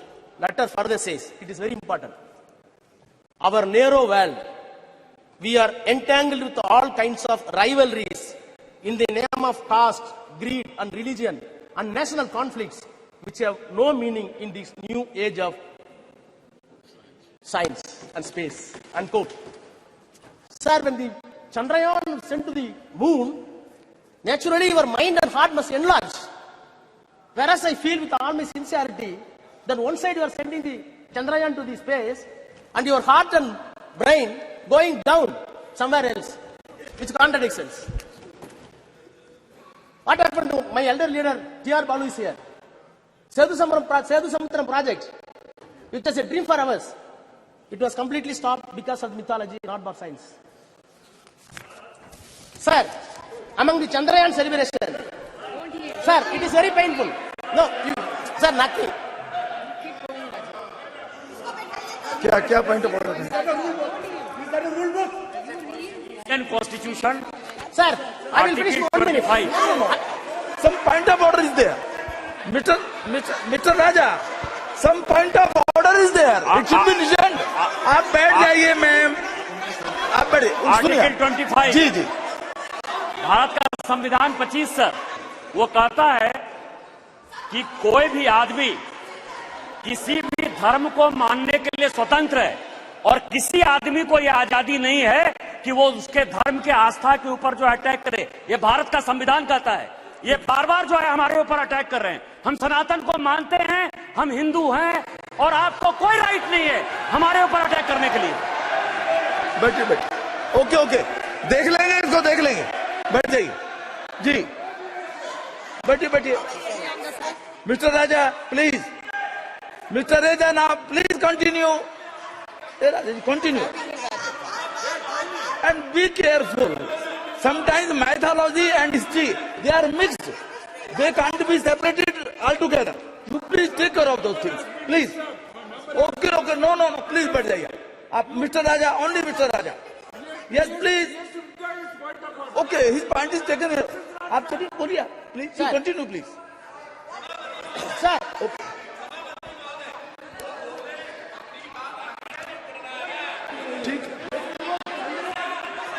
ठीक है, बैठिए, बोलिए sir. जी जी बोलिए sir. We should be careful. We should be careful. Sir.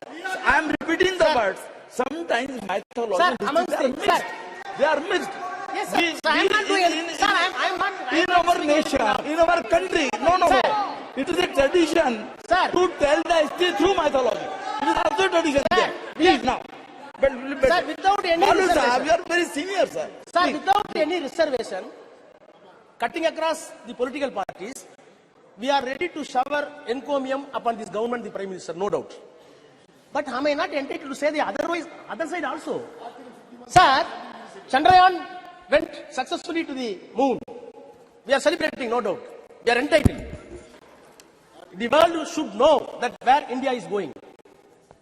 As a superpower of fourth place, after USA, after Russia, after China, no doubt. I am also Indian. I am having my own pride towards the country, towards the Prime Minister, towards the ministers. But, sir, but, sir, my heart is, sir, my heart is bleeding. Sir, my heart is bleeding. One side, Prime Minister was jubilant for Chandrayaan 3. Other side, Prime Minister was very proud to launch Vishwakarma scheme. For what purpose? At the age of 18, boys, you want to launch a scheme to enslave a barber as barber ever.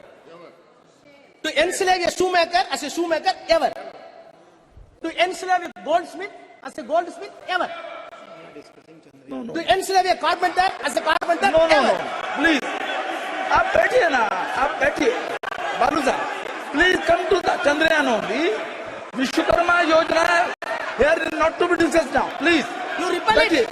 No. You repel it. There could be different interpretation. You repel it. Mr. Raja, there could be different interpretation also. Please don't go into those details. Please. This is a minute problem for our. Sir. No. Sir, when I am seeing, sir, the advertisement came. The advertisement came in the newspaper. You see the photograph. The man is chewing the shoe, and another man is moving the gold. Is there scientific? No, Mr. Raja, please. Sir. No. It doesn't mean like that. No, please. Sir. It doesn't mean like that. To help some barber, to help some. No. Austin will. Okay. Sir. Ji. Sir. नहीं, अब बैठिए। देखिए, ये एक second. ये no. मेरा एक आपसे Sir, I will complete after that. You can. जी, चलिए। Sir, the Nehru's political and scientific temper was assessed by one David Michael. He said, I quote, "The arrival of humanity on the moon was interpreted by Nehru as an opportunity to emancipate humanity in India from all shackles." Unquote. So, how we are viewing this Chandrayaan? It is not a mere scientific glory. Other side, it should give equal sociological effect to the common people to maintain equality and give all accessible science to everybody. Sir, I am quote finally. sir, I plead, government, don't give any unscientific color to Chandrayaan. Yes. America did not do that. USSR did not do that. China did not do that. Please put the name of. Please. No, I'm finishing. Sir, please put the name of Vikram Sarabhai name for Chandrayaan 3. Thank you. Yes, very good, very good. Shri Saugat Rai ji. Sir, I rise to speak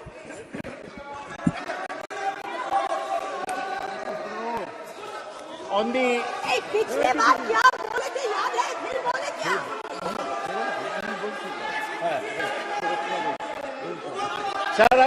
Sir, I rise to speak on the success of the Chandrayaan.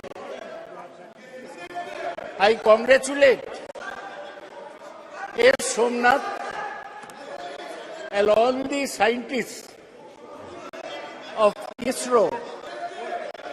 देखिए एक second जब आपका बोलने का सुनिए आपकी कोई चीज रिकॉर्ड में नहीं जा रही है प्लीज लिसन आपकी कोई चीज रिकॉर्ड में नहीं जा रही है आपको अवसर मिलेगा बोलने का माननीय शांत बैठिए बिजोड़ी जी नो बैठ जाइए आपको जब अवसर मिलेगा अपनी बात कहिएगा अपना तर्क रखिएगा अभी जो बात कही जा रही है उसको सुनिए आप please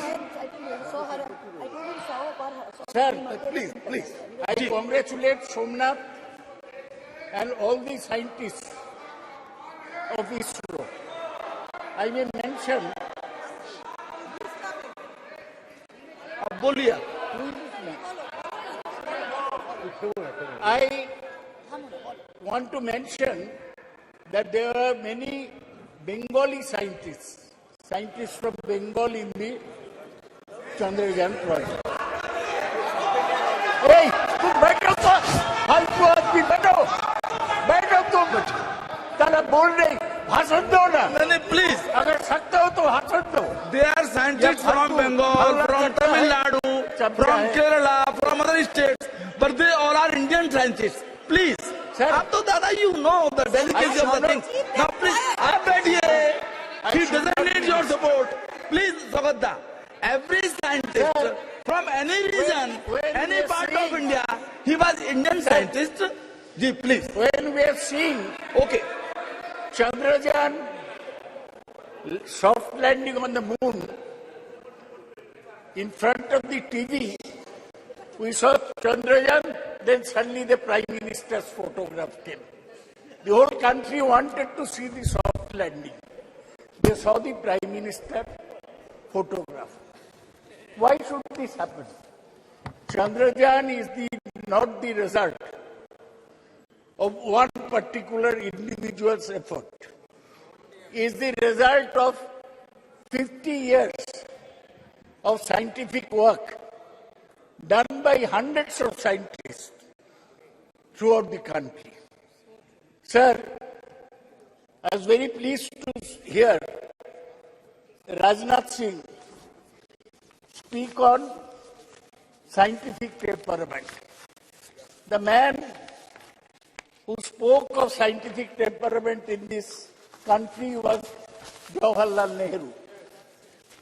Scientific temperament means you do not accept anything without experiment, without logic. Science is knowledge which is certain and systematic. I am like Rajnath Singh, former professor of physics. But in my physics, while speaking on Chandrayaan, I don't bring Ram Mandir like Rajnath Singh. There's no connection between the two. Sir,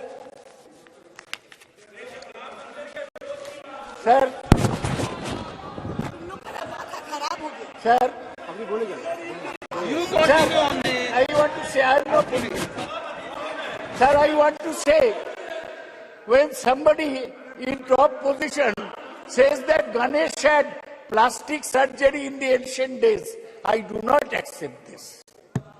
When somebody says that Kauravas were born due to in vitro fertilization, I do not accept this. When somebody says that in Ramayana, the Pushpak Rath was a discovery by the ancient Indians, I do not accept this. I accept only that which is proved by science. Let me make it very clear. Sir, let me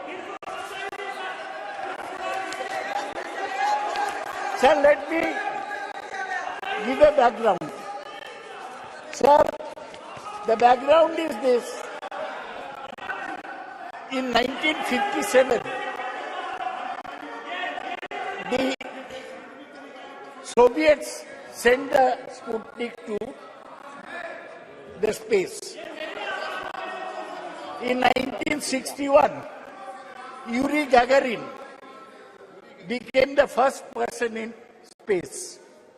In 1963, Valentina Tereshkova became the first woman in space. It was at this time that Jawaharlal Nehru felt that we must go into space science. In 1962, he set up the INCOSPAR, Indian National Committee for Space Research, headed by Dr. Vikram Sarabhai, a cosmic ray physicist. Nehru died in 1964. In 1969, when Indira Gandhi was Prime Minister, the ISRO was set up. And in 1972, when Indira Gandhi was still Prime Minister, the Department of Space was set up. So whatever is happening today is continuation of what Dr. Vikram Sarabhai started in 1962. His legacy. He unfortunately died in 1971 in Thumba, the space which he liked so much. So now, India has... Arey, chup karo. Sir, chup karo. Sir, India got the first success in Aryabhatta, which was completely designed and fabricated in India and launched by a Soviet Cosmotos 3M rocket from Kapustin Yar on 19th April 1975. ISRO has successfully launched almost 150 satellites since 1975. Sir, ISRO has established major space systems for communication, television broadcasting, meteorological services, resources monitoring and management, space-based navigation services. ISRO has its headquarters in Bengaluru. Its facility spreads across various centers. Launch vehicles are built at Vikram Sarabhai Space Center, Thiruvananthapuram. Satellites are designed and developed at E.R. Rao Satellite Center, Bengaluru. Integration of launching of satellites and launch vehicles are carried out from Satish Dhawan Space Center in Sriharikota, Andhra Pradesh. Development of liquid stages, including cryogenic state, very cold state, is done in Liquid Propulsion Laboratory at Bengaluru. ISRO has carried out 125 spacecraft missions and planned several missions including Gaganayan, an interplanetary mission such as Chandrayaan, Lupex, Shukrayan and Mangalayan, MOM-2. So ISRO, our own organization, it has surpassed NASA in efficiency, resourcefulness and cost effectiveness. In 2005, NASA lost the solar mission that cost $550 billion. Now ISRO is planning to launch the similar solar mission, Aditya L1, at a cost of $55 million only. That is 1/10 of the cost of NASA. There are 4 types of satellites sent by ISRO. One is communication satellites, which helps our communication system. 2 is Earth observation satellite, which take the pictures of the Earth. 3 is navigational satellite, and 4 is astronomical satellite. These works are going on. What is great about Chandrayaan, that so far we are using rockets to send satellites around the Earth. They are called either geosynchronized satellites, that means speeding at the same speed as Earth, or the polar satellite launch vehicles, which are placed fixed in the poles. Now, for the first time, sir, we have gone that from a satellite, our rocket has taken a lander mission, lander and a rover, onto the surface of the moon. We failed in Chandrayaan 2. Our lander crash landed, but this time there was no crash. The lander landed very softly. For one day, it sent me messages from moon, but then it had to be jettisoned. We are very happy, all of us, that India has achieved this. But we must have things in perspective. We are talking of a moon, not a moon landing, sending a lander in moon. There is a propulsion module and there is a landing module. Propulsion module takes it from the Earth orbit into the moon. Then landing module goes to the moon surface. Sir, I must remind you, आपको याद दिलाने चाहता हूं कि 57 में मैं बोला Soviet Sputnik भेजा, हम अभी मून में एक तो सॉफ्ट लैंडर भेजा 1969 में. आज से 54 साल पहले Neil Armstrong stepped on the moon as a man. Stepped on the moon. He said, it's a small step for me, but a giant step for mankind. Giant leap for the mankind. So, हम लोग चौवत नहीं है, तो हमें balance करके चलना चाहिए. लेकिन हमारा जो सैटेलाइट सिस्टम है, ये बहुत सर्विस दिया. They predict weather, कब तूफान आ रहा है. They predict crop development, and they, GPS, our taxi walas use GPS now. That is also based on satellite tracking. So I want to say that Chandrayaan 3 has demonstrated safe and soft landing on the lunar surface. It has demonstrated rover roving onto the moon. Thoda hi gaya, and to conduct in situ scientific experiments. What are the technologies there? Altimeters, laser-based altimeters, velocimeters, inertial measurement with laser gyro-based surface, propulsion system, navigational guidance and control, hazard detection and avoidance, and landing leg mechanism. ये सब हम India में develop किया. यही हमारा गर्व की बात है. गप से बोलो।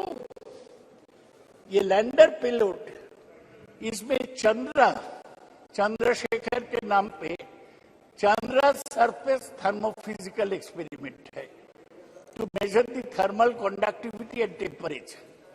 Instrument for lunar seismic activity. Langmuir probe to estimate the plasma density and its variation. So in that sense, I'm concluding. I'm not discussing anything controversial. तो मुझे बोलने दिया जाए। अग्रवाल जी, चेयरमैन साहब, तो मुझे यही कहना है कि हम आगे बढ़े हैं, लेकिन बहुत दूर जाने पड़ेगा। See, we have not mentioned, nobody has mentioned Kalpana Chawla. She went by the Columbia Space Shuttle. Her craft exploded in 2003, and she along with 7 others died. Today I pay respect to Kalpana Chawla, who was an Indian-born astronaut. Sir, आज क्या है? 1 साल पूरा हुआ। क्या किसका? Frank Rubio एक NASA के एस्ट्रोनॉट है, वो 1 साल स्पेस में है, 1 साल इंसान स्पेस में है। He is set to return to Earth this fall after setting the record for the longest single space flight by astronaut.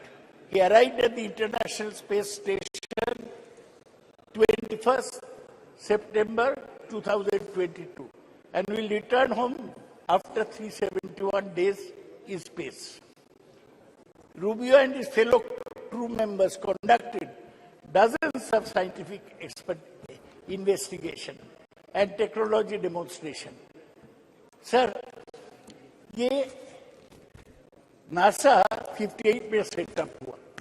उस समय सोवियत यूनियन आगे था।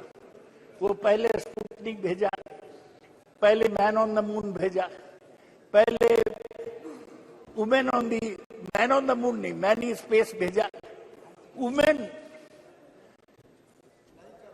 In the space. लाइका मर गया, लेकिन वैलेंटीना टेरेस्कोवा पहुंच गया। तो हमारा लक्ष्य जो है, आप लक्ष्य सिनेमा देखे होंगे ऋतिक रोशन का, लाइफ में एक लक्ष्य होना चाहिए।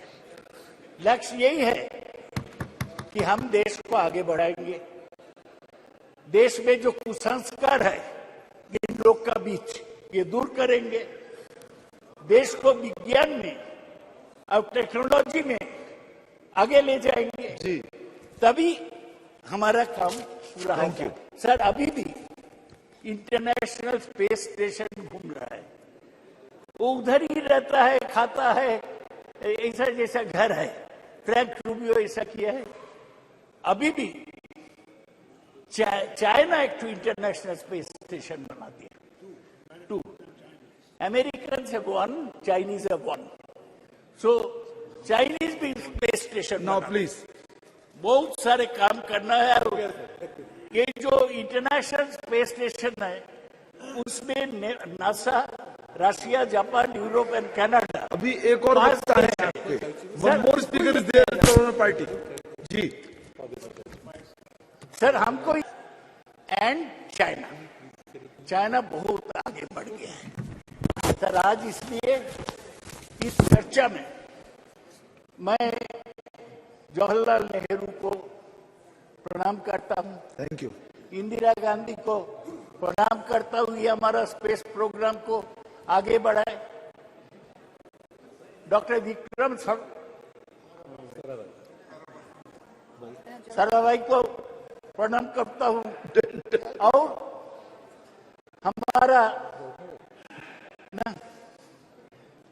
हमारा सतीश धवन और युवा राव, इन लोगों को प्रणाम करता हूं। ये सब लोग मिलके हमारा स्पेस प्रोग्राम आगे बढ़ाया। ये बीजेपी का कोई कंट्रीब्यूशन नहीं है, ये साइंटिस्ट का कंट्रीब्यूशन है। Thank you, thank you. Shri Labu Shri Krishna ji.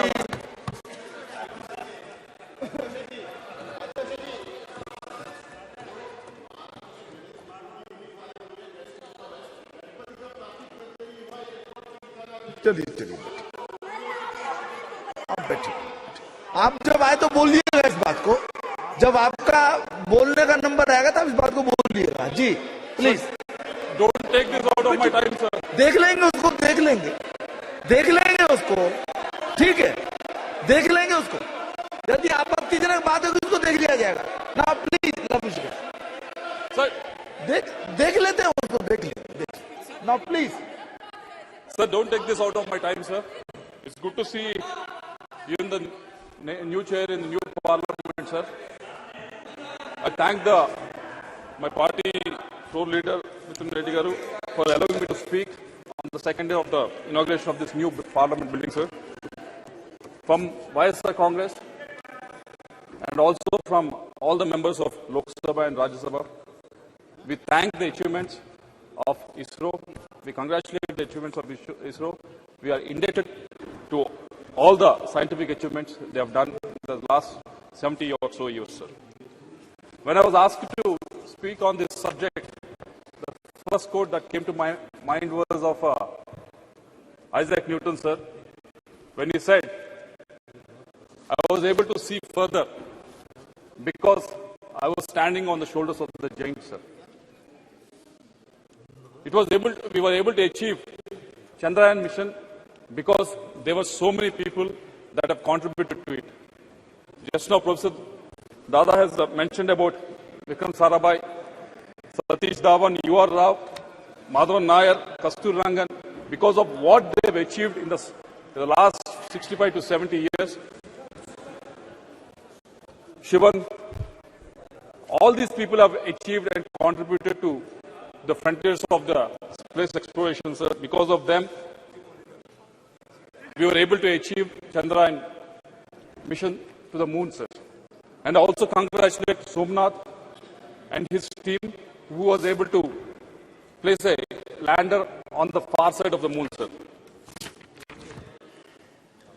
When I was watching it as a tech geek, like all of us, I was so happy for three different reasons, sir. The first one was, it was launched from Sriharikota, Andhra Pradesh. It's my Telugu land, sir.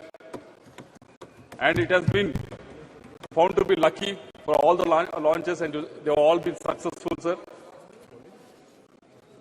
And the second reason that I'm really happy was because of when I was going through the profiles of all the contributors for this success, all the scientists who were involved in this, majority of them came from state universities, sir, or engineering colleges run by state governments, sir. It was a great achievement. They didn't come from any IITs or NITs, sir. They just came from the state-run universities, sir. Third thing that we all should be happy is the participation of women in this endeavor, sir. They all dressed in country saris, very beautifully, but they were having that vigor to make sure that our Chandrayaan mission was very successful, sir. But there are a lot of questions raised, not in the Western media, sir, why India is doing this activity when there's so much poverty in the country. For them, sir, there are three reasons. The first one being, we want to cross the frontiers of the science and space exploration, sir. It won't happen just like that, sir. Take, for example, as Dada was mentioning earlier, in 1965, we were, human was able to land on the moon, sir. But from the last 50 or 55 years, the space exploration of most of the countries has actually gone back, sir. We think just because we have something like an iPhone in our hand, iPhone 1 to iPhone 15 actually accidentally happens, but it doesn't happen like that. So unless some sort of impetus is given, some sort of iteration is given at some point of time, it doesn't happen just accidentally, sir. That's what has been happening in the space exploration, sir. And as a country that is growing, as a country that is in the top 5 of the economies, this is the time to actually push those boundaries, sir. And second reason being, we have to dream big for the next generation. And we have to prove to the next generation that anything can be possible in India, sir. But I, being the member of Standing Committee on Education, I was able to go through the funding that was available to most of the colleges that people like Somnath has gone through, sir. Like TKM College, which was there in Prem Chandanji's constituency, sir. There's a funding called RUSA, which was given to the state university, sir. Allocation was around 8,120 crores, sir. It was almost the same for the last 4 or 5 years.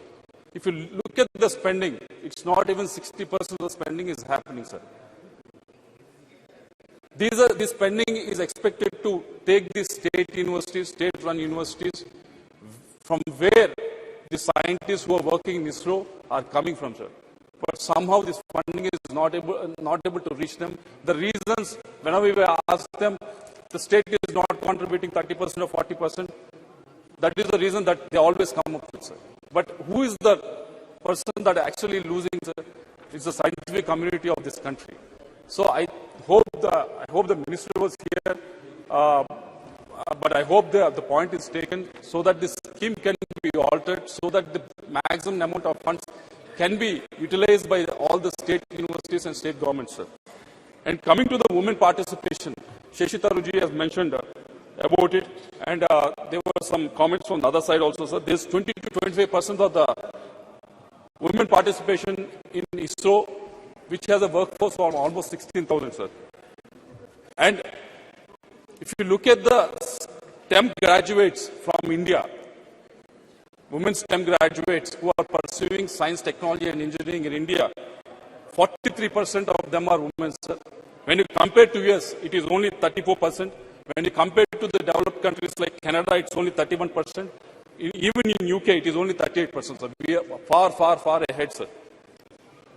And also 30% of the research papers across 186 fields, this information I got it from Scopus, sir, are being published by women, sir. But only 14%, even though there's 43% of them are STEM graduates, of them are women, only 14% of the women are participating in STEM-related jobs, sir. Yesterday we were very proud that we have passed the women reservation bill, sir, but these people are putting the effort for almost 15 to 16 years to graduate, coming out with these degrees, but not able to participate in this workforce, sir. Unless we come up with new schemes to encourage them, unless we place the money where we talk, this situation is not going to increase, sir. And third, Minister Jitendra Singh ji is also here, sir. It is regarding National Research Foundation, sir. I wish somehow every Friday the House gets adjourned, sir, and he always gets the time. We always get the time to ask him the question only on the Friday, but somehow it gets adjourned and we never get to ask the question. But National Research Foundation is being envisaged almost 4 years back with the outlay of 50,000 crores that has been mentioned. And until now, not a single rupee has not been, correct me if I'm wrong, but not been actually given out to any of these IITs or NITs or any of these state-funded universities. For the last 4 years, that all these institutes have been actually waiting for it, sir.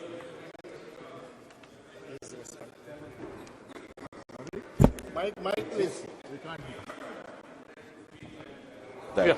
Mike, sir, Mike. Because it's still being structured. So when my turn comes to speak, I'll elaborate on that. Yes, sir. I'll also elaborate on, because out of these 50,000 crores, we thought it's all coming from the state government, sir, but we have been told that 36,000 crores are supposed to be mopped up from the private. Yes. If you can give us the modalities of how you going to I raise don't it. want to interrupt you, no. So I'll elaborate when my turn comes. Yes, because you're right. Almost 36,000 will be from non-government sources. That's the difference now. Because Yes. Dada, please. Dada, Bede, please. Because we are actually at one of the lowest globally, sir, with respect to the spending on the research. Only 0.7% of the GDP is spent on the research, sir. So that's why I expect the minister to answer it when elaborate it when you're speaking of it, sir. And the other point being, I've been speaking to a lot of the startups who are in the space exploration, sir, and most of them have come up with a request. You are doing PLI, Production Linked Incentive Scheme, for all the industries, coming from food sector to steel and every other industry. But somehow this PLI scheme is not being implemented for the space technologies, sir. So if the minister can actually take it up, and also the second suggestion that they came up with is regarding GST exemptions for private satellite launch service providers, sir. There's a company called Skyroot, which is based out of Hyderabad. They are trying to, most of the cost that happens is during the launch, sir. And this company, Skyroot, is trying to reduce the cost, like how SpaceX is doing. But indigenously, they're trying to reduce it. So if some sort of encouragement can be given with regards to this, that will be a big favor to them, sir. Because let me put this on record, sir, because there is no disrespect to our scientific community or anything like that, sir. But if you look at GSLV Mark 4, correct me if I'm wrong, it can only put 4 tons into the geostationary orbit, sir. Whereas Long March 5, which is the Chinese one, can put almost 14 tons satellite in the same orbit, sir. And also in the lower orbit, GSLV Mark 4 can only place 7 tons of the satellites, sir, whereas Long March 5, which is of the Chinese one, can put almost 25 tons in the lower orbit, sir. Because there's a huge difference in our payload capacity and their payload capacity, sir. This can be closed down only with the participation of the private players in this whole thing, sir. So I wish the government, yes, our scientific community is doing exceedingly well with the frugal funding that is available for them, sir. But they will do much better if the funding can be increased, sir, and also if the private participation is increased, sir. I'll end up by saying what our Prime Minister has I keep on quoting. Abhi samay hai aur sahi samay hai. I think this is the right time for all of us to do, because India being a country with young population, with a lot of aspirations, so this is the right time for the treasury benches to actually put the money where they are talking, sir. Thank you very much. Thank you. Honorable Member Pratap Rao Jadhav.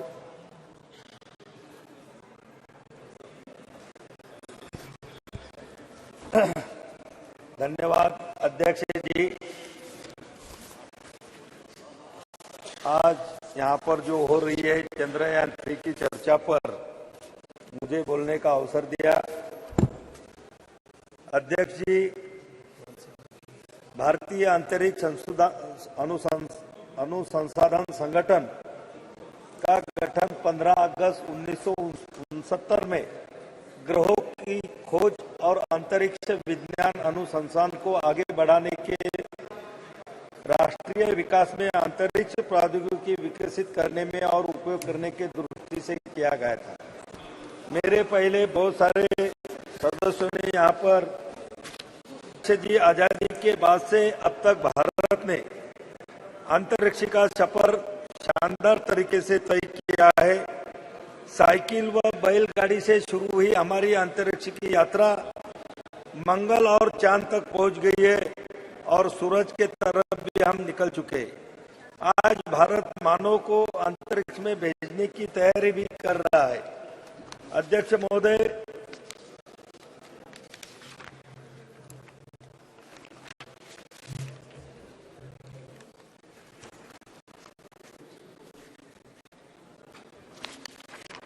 अध्यक्ष जी, 19 अप्रैल 1975 को भारत ने अपना पहला उपग्रह आर्यभट्ट रूस के प्रक्षेपण केंद्र से सफलतापूर्वक प्रक्षेपित कर अंतरिक्ष के दुनिया में अपना भारत के सुनहरे भविष्य के लिए नींव तैयार की थी।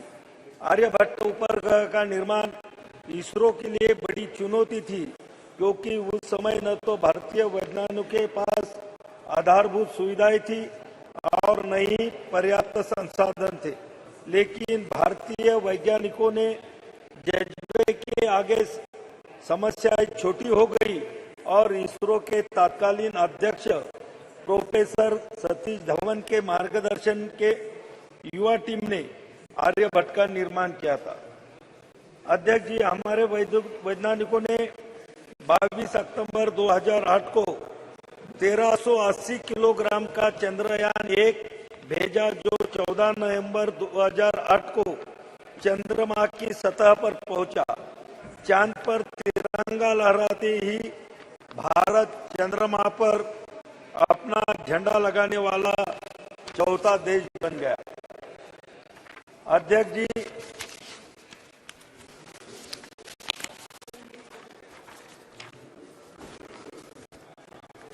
यह सिलसिला यहाँ नहीं रुका। 22 जुलाई 2019 को भारत ने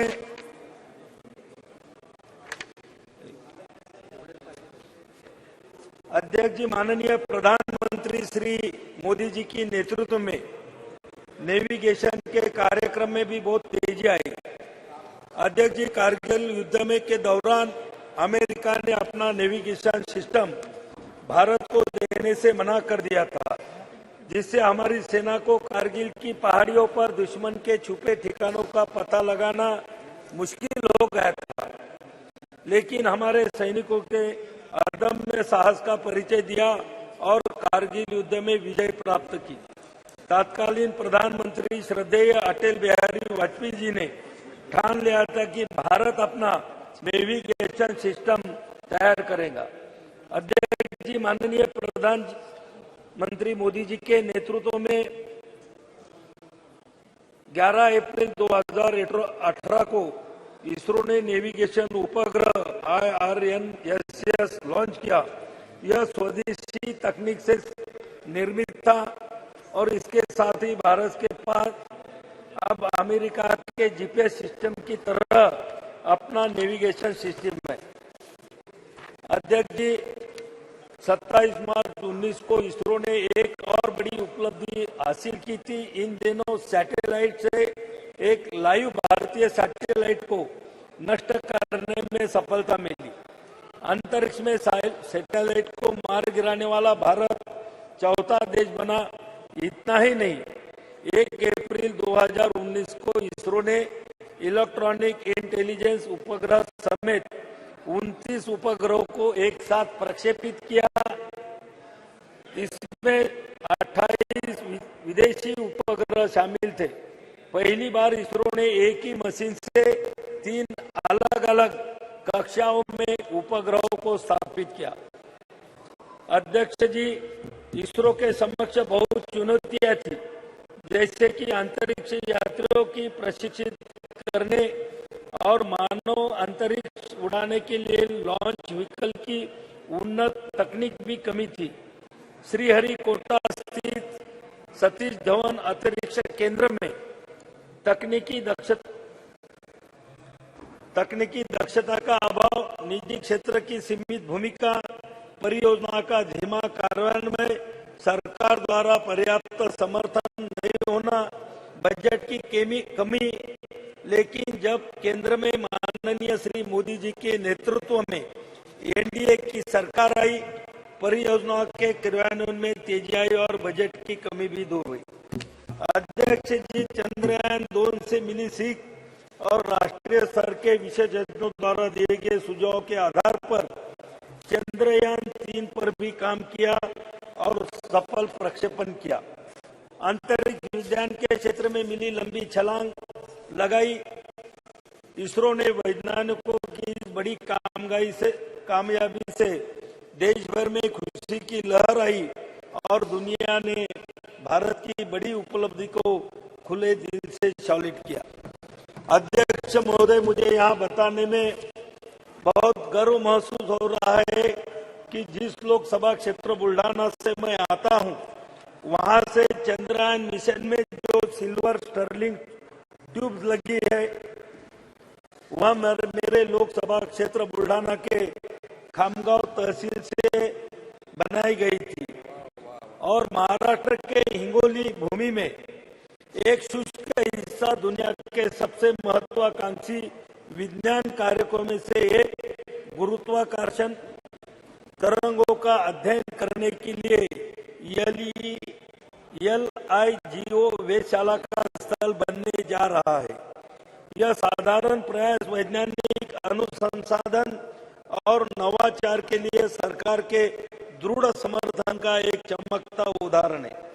प्रधानमंत्री नरेंद्र मोदी जी के नेतृत्व में भारत ने अभूतपूर्व वैज्ञानिक अन्वेषण का एक युग देखा है, जिसने हमारे देश को वैश्विक वैज्ञानिक उपलब्धि में सबसे आगे खड़ा कर दिया है। अध्यक्ष महोदय, हिंगोली के परिदृश्य को शुभशोभित करने के लिए तैयार LIGO इंडिया प्रोजेक्ट अंतर्राष्ट्रीय वैज्ञानिक सहयोग के शिखर का प्रतिनिधित्व करता है। यह प्रधानमंत्री मोदी जी के दृढ़ नेतृत्व द्वारा समर्थित ब्रह्मांड के रहस्यों का पता लगाने के हमारे देश के संकल्प का प्रतीक है। अध्यक्ष महोदय, यहाँ पर बहुत सारी बातें यहाँ पर कही गई, ब्रह्मांड के बारे में भी यहाँ पर बोला गया, लेकिन अध्यक्ष महोदय, हमारे जो सनातन हिंदू धर्म के जो ग्रंथ है, वो ग्रंथ में भी ब्रह्मांड में जो ब्रह्मा विष्णु महेश को हम मानते हैं, और कुछ लोग ब्रह्मा विष्णु महेश का जो कार्य है उसको अंग्रेजी में गॉड कहते। अध्यक्ष महोदय, मैं 2 मिनट में खत्म करूंगा। जो ब्रह्मा विष्णु महेश को जो कार्य उसको गॉड मानते हैं, उसको गॉड बोलते हैं। गॉड जी बोले तो जनरेट करना, ओ बोले तो ऑपरेट करना, और डी बोले तो डिस्ट्रिक्ट करना, बोले तो ब्रह्मांड का निर्माण, ब्रह्मांड की रक्षा और ब्रह्मांड की समाप्ति, ये तीनों हमारे ब्रह्मा विष्णु महेश में समाई गई है। अध्यक्ष महोदय, मैं ये वैज्ञानिक को इसका श्रेय देते हुए हमारे ग्रंथ लिखने वाले ऋषि मुनियों को भी मैं इसका श्रेय दूंगा कि जिन्होंने अपने ग्रंथों में पुराने जो 5000 ने कई हजार साल पहले हिंदू धर्म के जो हमारे ग्रंथ है, वो ग्रंथ में ये सभी चीजों का उल्लेख वहां पर क्या है। आज चंद्रयान का जो उल्लेख यहाँ पर हो रहा है, अध्यक्ष जी, हम बचपन में जब हमको समझ भी नहीं थी, तो तब हमारी माँ, हमारी नानी, हमारी दादी हमको चंद्रमा की लोरियां सुना कर वहां पर हमको सुलाती थी, खाना खिलाती थी, और आज वो चंद्रमा की जो उत्सुकता थी हमारे दिल में पहले से मौजूद थी, और आज हमें ये भी महसूस कर रहा है कि हमारा देश और हमारा देश का तिरंगा वो चंद्रमा पे जाके लहरा रहा है। मैं हमारे वैज्ञानिकों को और उनको पूरा सपोर्ट करने वाले हमारे एनडीए सरकार को, आदरणीय नरेंद्र मोदी जी को बहुत बहुत धन्यवाद देता हूं, और मैं मेरी भाषण समाप्त करता हूं। धन्यवाद। ऑनरेबल मेंबर दिनेश कामित जी। माननीय सभापति महोदय, आपने मुझे चंद्रयान 3 की सफलता पर बोलने का मौका दिया, इसके लिए बहुत बहुत धन्यवाद। महोदय, मैं सबसे पहले भारतीय वैज्ञानिकों का आभार प्रकट करता हूं कि उन लोगों के प्रयास से हमारा देश का नाम गौरवान्वित हुआ है। सभी भारतवासियों के लिए एक बड़े हर्ष गर्व की बात है कि भारतीय वैज्ञानिकों ने चांद पर अपना यान भेजा है। अब हम सभी देशवासियों को यह उम्मीद रखनी चाहिए कि हमारे वैज्ञानिकों की मेहनत सफल हो। जैसा कि हम जानते हैं, भारत में सबसे पहली बार 2008 में चांद पर अपना यान भेजा था। उसके बाद 10 से 15 साल की मेहनत के बाद दोबारा यह समय आया है कि हमारा यान फिर से चांद पर अपना कदम रखा है। महोदय, चंद्रयान 3 का लॉन्च सतीश धवन अंतरिक्ष केंद्र श्रीहरिकोटा से 14 जुलाई 2023 शुक्रवार को भारतीय समय अनुसार दोपहर 2:35 हुआ था। यह यान चंद्रमा के दक्षिण ध्रुव के पास की सतह पर 23 अगस्त 2023 को भारतीय समय अनुसार सायं 6:04 के आसपास सफलतापूर्वक उतर चुका है। इसी के साथ भारत चंद्रमा के दक्षिण ध्रुव पर सफलतापूर्वक अंतरिक्ष यान उतारने वाला पहला और चंद्रमा पर उतरने वाला चौथा देश बन गया है। इसके अलावा भारत एवं भारतीय वैज्ञानिकों के अंतरिक्ष के क्षेत्र में एक नई पहचान प्राप्त हुई है। अब हम सभी देशवासियों को अपने वैज्ञानिकों का समर्थन करना चाहिए। हम सभी को उनके द्वारा किए गए इस कार्य के लिए उनको प्रोत्साहित करना चाहिए। महोदय, चंद्रयान 3 के मिशन का उद्देश्य चंद्रमा की सतह पर सुरक्षित लैंडिंग का प्रदर्शन करना, चंद्रमा पर रोवर के चलने का प्रदर्शन करना और इन सीटू यानी चांद की सतह पर ही वैज्ञानिक प्रयोगों का संचालन करना है। मिशन के उद्देश्यों को प्राप्त करने के लिए लैंडर में कई उन्नत प्रौद्योगिकी मौजूद हैं, जैसे कि लेजर और RF आधारित अल्टीमीटर, वेलोसीमीटर, प्रोपल्शन सिस्टम आदि। ऐसी उन्नत तकनीकों को पृथ्वी की स्थितियों में सफलतापूर्वक प्रदर्शित करने के लिए कई लैंडर विशेष परीक्षण जैसे integrate core test, integrate hop test और लैंडर लैंड मैगजीन प्रदर्शन भारत परीक्षण की योजना बनाई गई है और इसे सफलतापूर्वक किया गया है। महोदय, चंद्रयान 3 के माध्यम से भारत का लक्ष्य अपनी तकनीकी कौशल, वैज्ञानिक क्षमताओं और अंतरिक्ष अन्वेषण के प्रति अपनी प्रतिबद्धता को प्रदर्शित करना है। यह सफलता अंतर्राष्ट्रीय अंतरिक्ष समुदाय में भारत की स्थिति को और मजबूत करेगा। यह मिशन युवा पीढ़ी को विज्ञान, प्रौद्योगिकी, इंजीनियरिंग और गणित में कैरियर बनाने के लिए प्रेरित करेगा तथा विश्व में भारत की प्रतिष्ठा को बढ़ाने का काम करेगा। महोदय, इस अवसर पर मैं कहना चाहता हूं कि भारत ने सबसे पहली बार 2008 में चांद पर अपना चंद्रयान भेजा था और 2008 में ही हमारे संसदीय क्षेत्र सुपौल तथा कोसी में भयानक विनाशकारी बाढ़ आई हुई थी, जिसकी वजह बहुत ही बड़े स्तर पर जान एवं माल की क्षति हुई थी। साथ ही कई रेल मार्ग ध्वस्त हो गए थे, जिन पर आज कुछ खंड भी परिचालन का शुभारंभ नहीं हो पाया है। महोदय, सदन के माध्यम से मैं माननीय प्रधानमंत्री, माननीय रेल मंत्री जी से आग्रह करता हूं कि पूर्वी मध्य रेलवे के समस्तीपुर मंडल अंतर्गत ललित ग्राम से फारबिसगंज तक CRS का इंस्पेक्शन 11 जनवरी को हो चुका है, किंतु अभी तक उस खंड पर रेल परिचालन का शुभारंभ नहीं हो रहा है। बस मालिकों द्वारा जनता का शोषण हो रहा है, जबकि कई बार माननीय रेल मंत्री से संपर्क करके उनको उनका ध्यान आकर्षित किया, उस पर अतिशीघ्र रेल परिचालन का शुभारंभ किया जाए। चलने वाली ट्रेन जिनका नया समय सारणी निर्गत हो चुका है, उसे भी हरी झंडी दिखाकर परिचालन शुभारंभ किया जाए। साथ ही ईश्वर से यह प्रार्थना करता हूं कि आप सभी वैज्ञानिकों को उनके कार्य क्षेत्र में सूर्य की तरह तेज प्रकाश बना रहे और इसी तरह देश को सर्वोच्च सम्मान मिलता रहे। इन्हीं शब्दों के साथ बहुत बहुत धन्यवाद। थैंक यू, धन्यवाद।